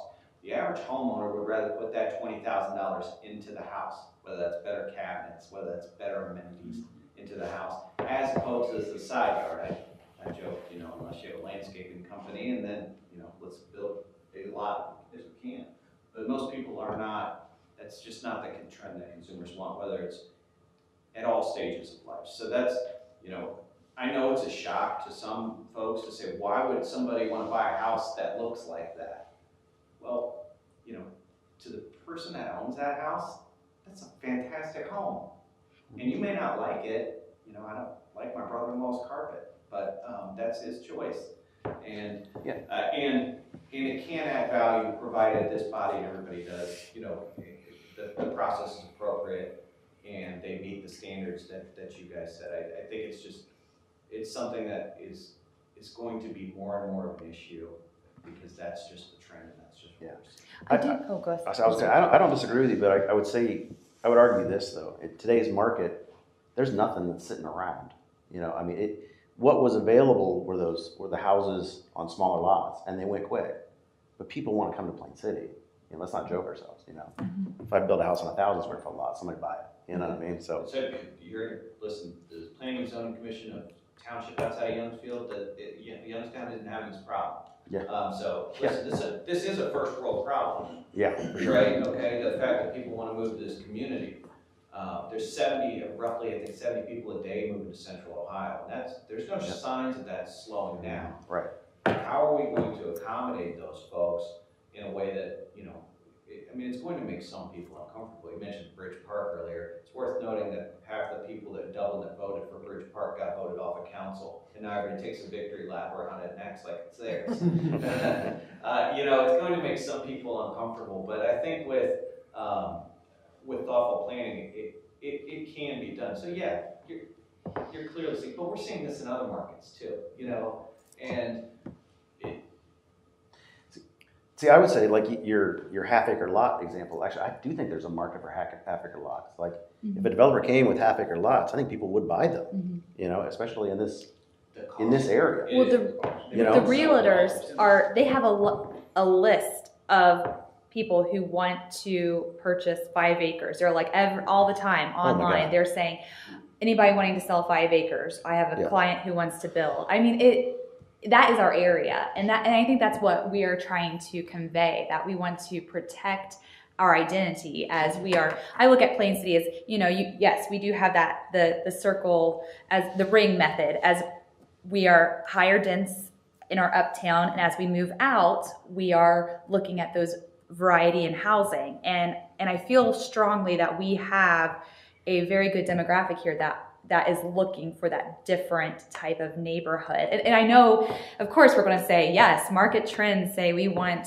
denser neighborhoods, but we also want to, all the ones that Mr. Swank put up there, all those communities have neighborhoods that have different, like the spread out lots, the larger lots and houses.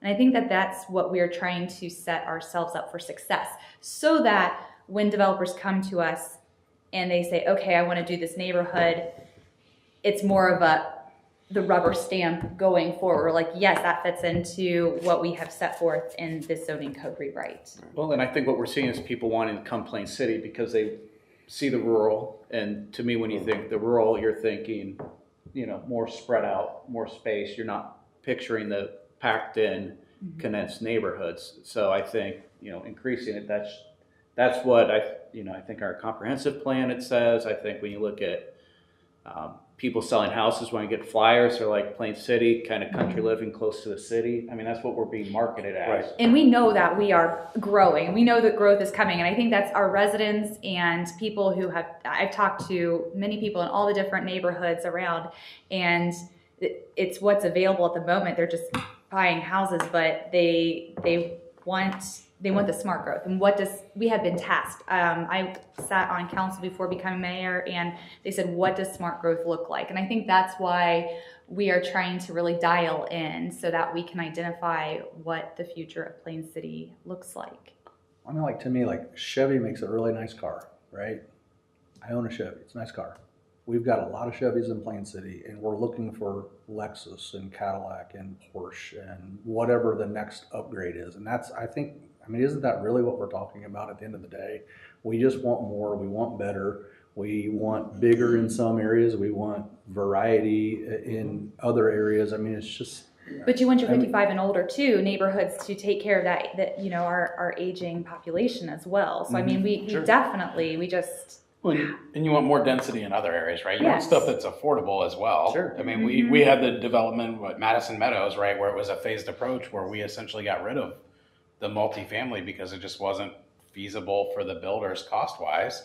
But we don't have opportunities for people to enter into Plain City. It's the price point is here and up, and too bad if you can't hit it, right? And so I may differ than some other people, but I think it's important to have the variety there too, where we can get people in. And what's the smart way to do it, right? What's the right areas to put that and layer it into the community so it's not like an afterthought of us just saying, you know what, all the multifamilies getting stuffed right here. That doesn't make sense either, right? So I think we're all kind of saying the same things, right? And it's how do we do this in a way that supports that? Because I don't want to see a developer more than 2 months in a row. Come to me for the public hearing, right, for your development, and then we vote on it the next meeting. Not as a way to be offensive, right? But it doesn't help anybody. It doesn't help us. It doesn't help them, and we want to get things through. So how do we set that standard to where you give me a proposal, we review it, we have the public hearing, and the next meeting we vote on it and we're done? Because when was the last time we did that? I don't think we have in the 5 years that I've been on this commission. Well, I think, a lot of that goes to, Mike, where you talk about having that big picture planning, because I traveling around all these different cities, when I stay in hotels, and there's a lot of stuff where I'm like, man, if I was, older without kids or younger, pre-kids, where you see the tight houses and, where you can walk to the restaurants and do that. But, if we have one, we'll just pick out here in Madison Meadows, you can be packed up, but what restaurant, what, bar, where's there to entertainment to walk to? You're kind of stuck having to drive. And, if we have some of those there with those entire houses, that's going to be appealing too. But we just don't have some of that to match up the density. I'm going to let Mr. Terry go because he's been doing this for the last half hour. So I think there's a merit. There's a lot of merits to a lot of these conversations, right? That if you do it this way, you aren't boxing yourself in and you're allowing those 4 different, and you're cutting out that initial red tape. But it's going to take a pretty strong P&Z and a pretty, we talk about telegraphing, to make sure, because one of the big comments I heard is we don't want developers to spend a bunch of money, get to a point, and then we change the things on them. So it's going to take, by doing this, there's a good merit to this because you get it a lot, but you guys have to be strong up front and telegraphing, like, listen, before you guys start going down a path, this is what our vision is, because to get that variety, it's gonna have to be like, well, sometimes we want, because you can't do it all half acres, because the market doesn't say, you can't do all really small, because we don't want that. Mhm. So to do it this way, there's a lot of merits to this, because it gives you that flexibility, but it's gonna have to be really frank, upfront conversations about, this is what we see, and this is what we want, because I do challenge the one statement that says if they meet the zoning code that they're auto-approved, that's what the site plan is, right? They could vote that down, you guys can still vote that down, right? Like, if they meet the zoning code, they meet the 5,000, doesn't automatically get rubber stamped through this group, right? There's some site planning, but I mean, the development standards as far as the square footage and things like that, we don't have a say in doing that if we haven't set cookie. See, that's why. Yeah, when it That's scary, right? Yeah, it's scary right there. Roadways and, connectivity and things like that, there's still gonna be some, as far as the development plan, there's still gonna be some control of that. But when it comes to the size of the house and how tall it is and how far the setback is, that's cooked into the cake and there's no change. Yeah. See, that's where the PUD has been. They come to us and we say, no, no, no, That, in a sense, that's given us the flexibility, but not that we want to stick with a PUD format, but. Well, you could do it that way, just make it ridiculous, make everyone be a non-conformity, but as Taylor points out, I don't want a bunch of non-conformities. There's a lot of merits to all these arguments. It's a tough call about how it's gonna go, because to get that variety, I really do think it's gonna take a ton of upfront, frank conversations. And maybe that incentive thing sounds interesting. I don't know how it would actually work, but I guess we're trying to telegraph that we want a variety of housing, and I'm having a hard time understanding how a single thing telegraphs that. Right. Like a single thing telegraphs a single thing to me. It would be your comprehensive plan to be able Sure. to kind of to guide that. Right. And I will say, the traffic argument is a little weak, because no one's driving here to work. There's no business here. If you add people here, that will drive up our traffic. We're adding people won't limit the traffic because they won't be driving here to work. I wouldn't use that one. That one's gonna be, I would say that adding people, that one, just a side note, I think it might work for Dublin, I don't think it works for Princeton. No one drives here to work. But they could. They could, but future, but we're talking about the difference between today and 30 years from now. I mean, we'll go through a rewrite in 30 years. Right, I think, like she said, if they're leaving here to go to work, just think of all that disposable income they're spreading around the region. Oh, we still pass. If it was the opposite, they're coming back here and they're spreading that income in the community. If it's a place that they don't have to have just one way to get to it, they can walk, they can bike, they can do all kinds of things. To get outside here, you got to drive. But to move within this village, I don't have any problem walking. I mean, you can see but 3/4 of this village. No one's walking to a restaurant from Derby Fields or Madison Meadows. I'm trying to be practical, arguments for some. I think there's tons of great merits in those conversations. I don't actually know what the Silver Bullet is. That's what you guys do. But it seems like a tough double-edged sword of we're trying to telegraph we want this variety, but it seems like the easiest way to do that is a single thing. It just seems odd. So how do we write in the, going back to, I want to say the bargaining or bartering, whatever it is, so we set, let's just pick outrageous numbers, say, hey, we want 15,000 foot lot sizes, but we're open to negotiations for smaller. How do you, put that here in the. Like you said, you set what you're willing, based on, first of all, a reasonable size lot for a community that has infrastructure, utilities, sewer and water, is on average about 8,000 square feet. That's a reasonable size for a community. You want to shoot for that because that's manageable. And affordability for not only the buyer, but also the city itself, because you're not extending utilities as far. You don't have the roads you have to extend as far. The streets don't have to be as wide. There's a lot of benefits to building in a compact way. So you have that as what we like to see as kind of sort of a goal, but realizing there's going to be some creative stuff that can be at 5,000 square foot lots. But the density bonus is one way to go about it. The developer earns the right to get that. He's recognizing that this is what the community wants at 8,000, but boy, I'll tell you, there's a market out there for these 6,000 square foot lots, and they'll go faster than your 8,000s, and I want to be sure I can get those built. You give him that flexibility to do that. When you prescribe it in the code, you are actually giving him an entitlement that he can read and say, okay, that's something I negotiate with, and I'll do my units, and I'll design my product and bring it in. Before, you had nothing like that with a PUD. He's coming in, it's a blank slate. He comes in and he dictates what the standards are. And then you have to negotiate and be sure you catch everything. Because sometimes some things can slip through the cracks. So I think we're saying that's where we are with this though still too. So how do you build in that incentive, right? Because to me, when I hear, hey, our target's 8,000 square feet, but we'll let you creep down to 5,000 if you do X, Y, and Z. Right. I don't have a concern or an issue with that, right? Because now we're giving a clear example to developers of, hey, here's the standards you have to meet if you want to do a different product, right? And there's flexibility within that. And I mean, even within the way this is set up, right, we're allowing that multi-unit dwelling.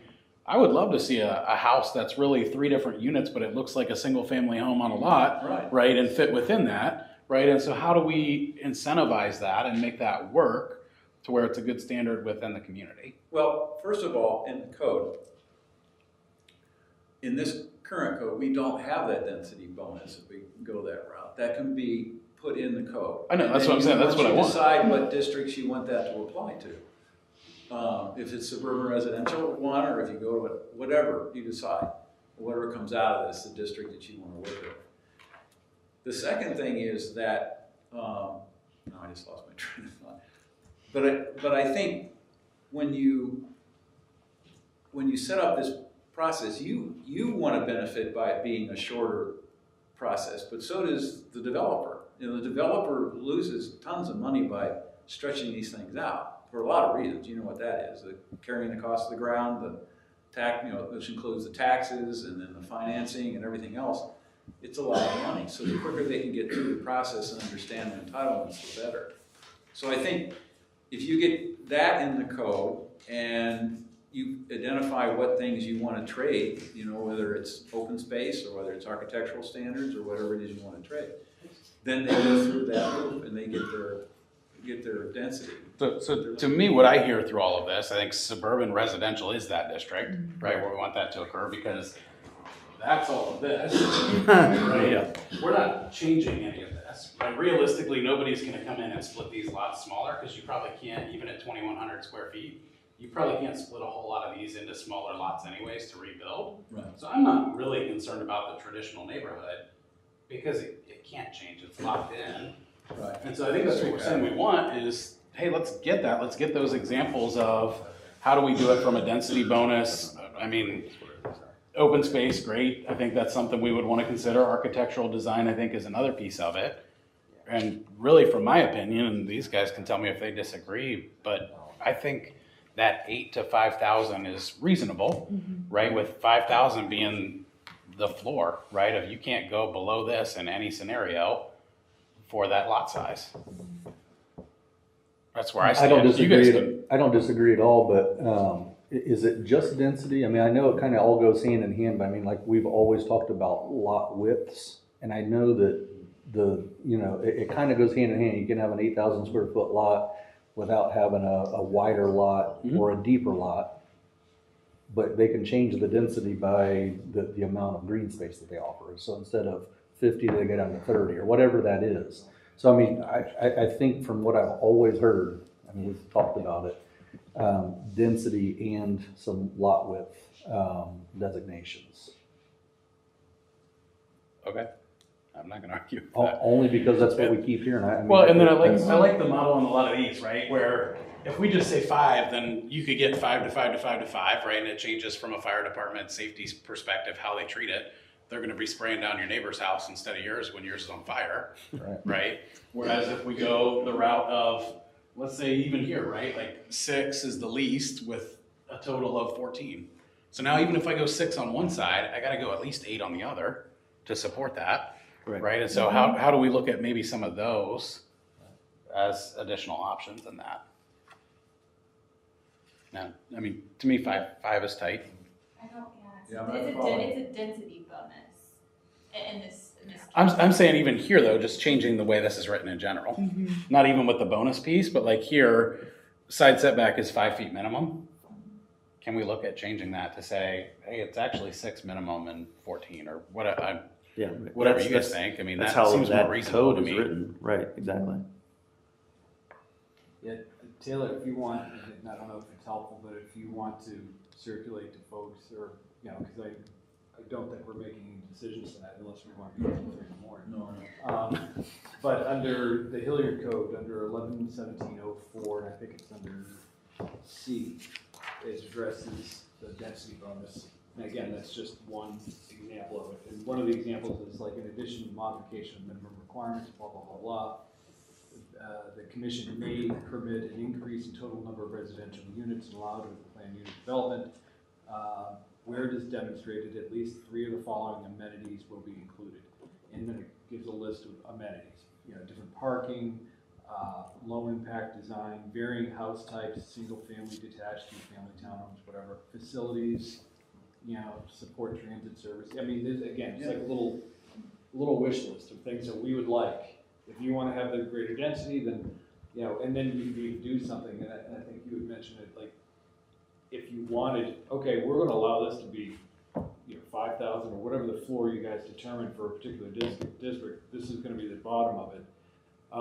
But at the top of it, this district is normally going to be 7,500 or whatever. And to get your way to 5,000, one way to do it in one jump, buy us 10 acres of, land somewhere else that we can use as a park. It doesn't have to be attached to this property, you can buy it somewhere else. Things like that.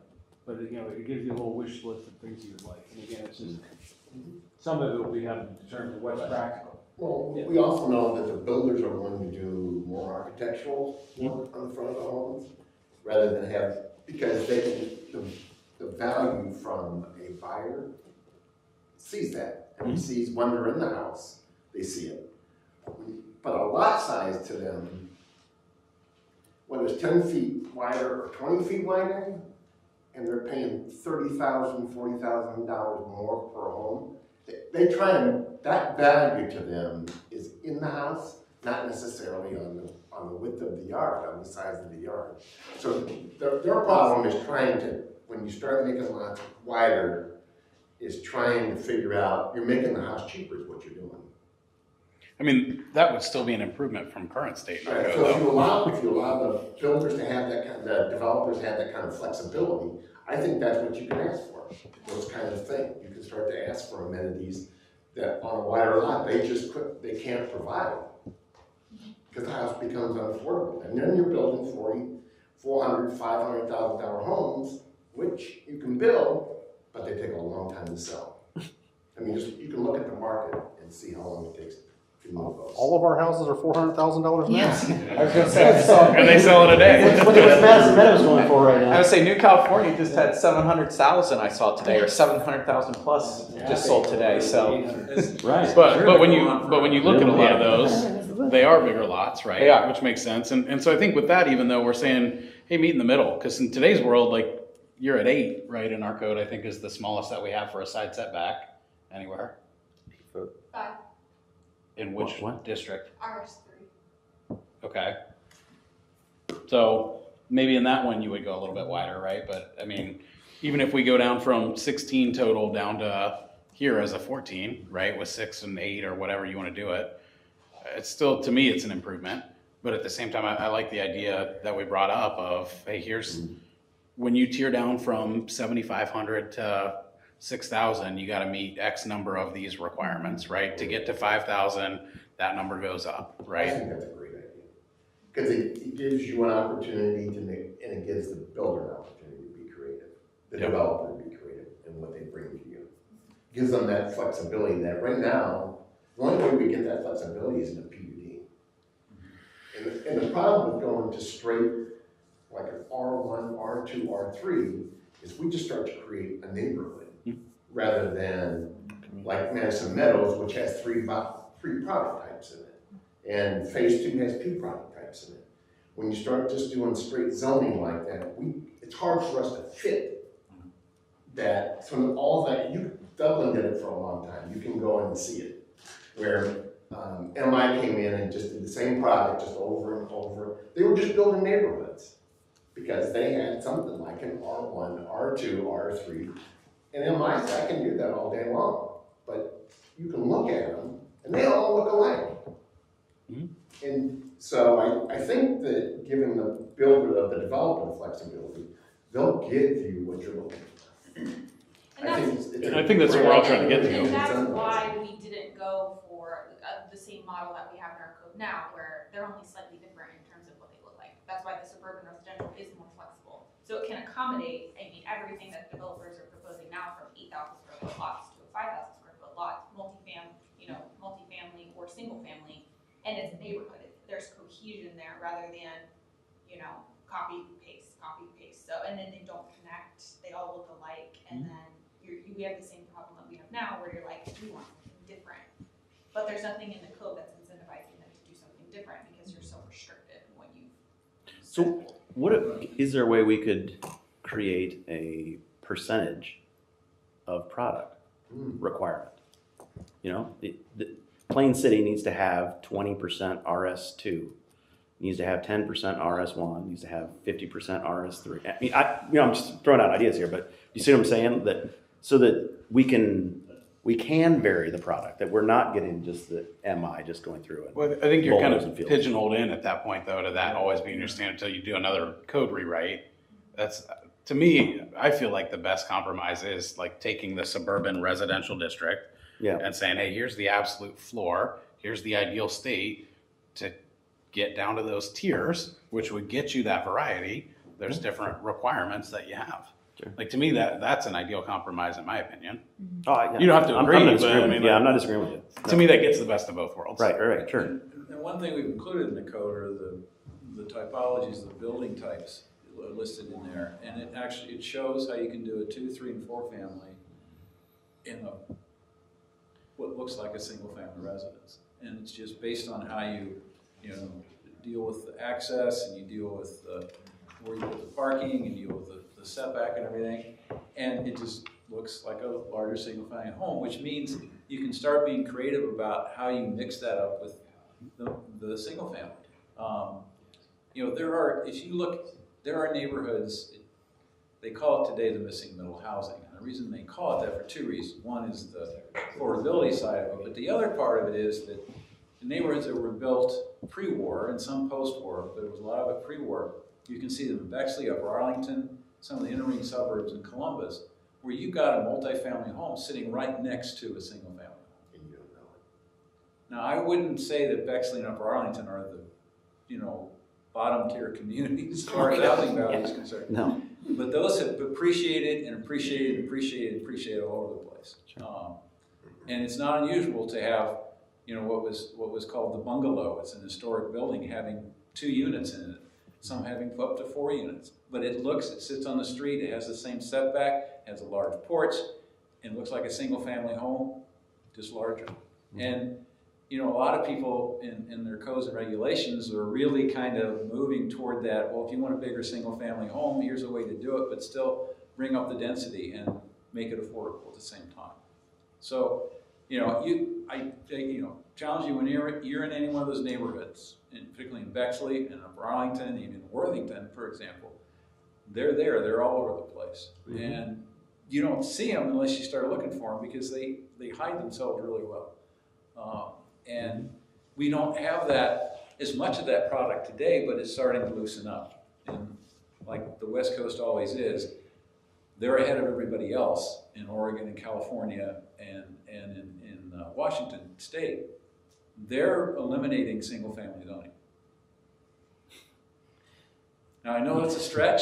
I was going to say, they also have the highest percentage of homelessness and other issues. I was going to say, I just came back from last week. They're an extreme, but the mentality is that the single-family zoning only, the single-family residence in the district only. But it hasn't gone well, though. I mean, from everything I've read about all of those products, and especially as an architect, I'm sort of into that.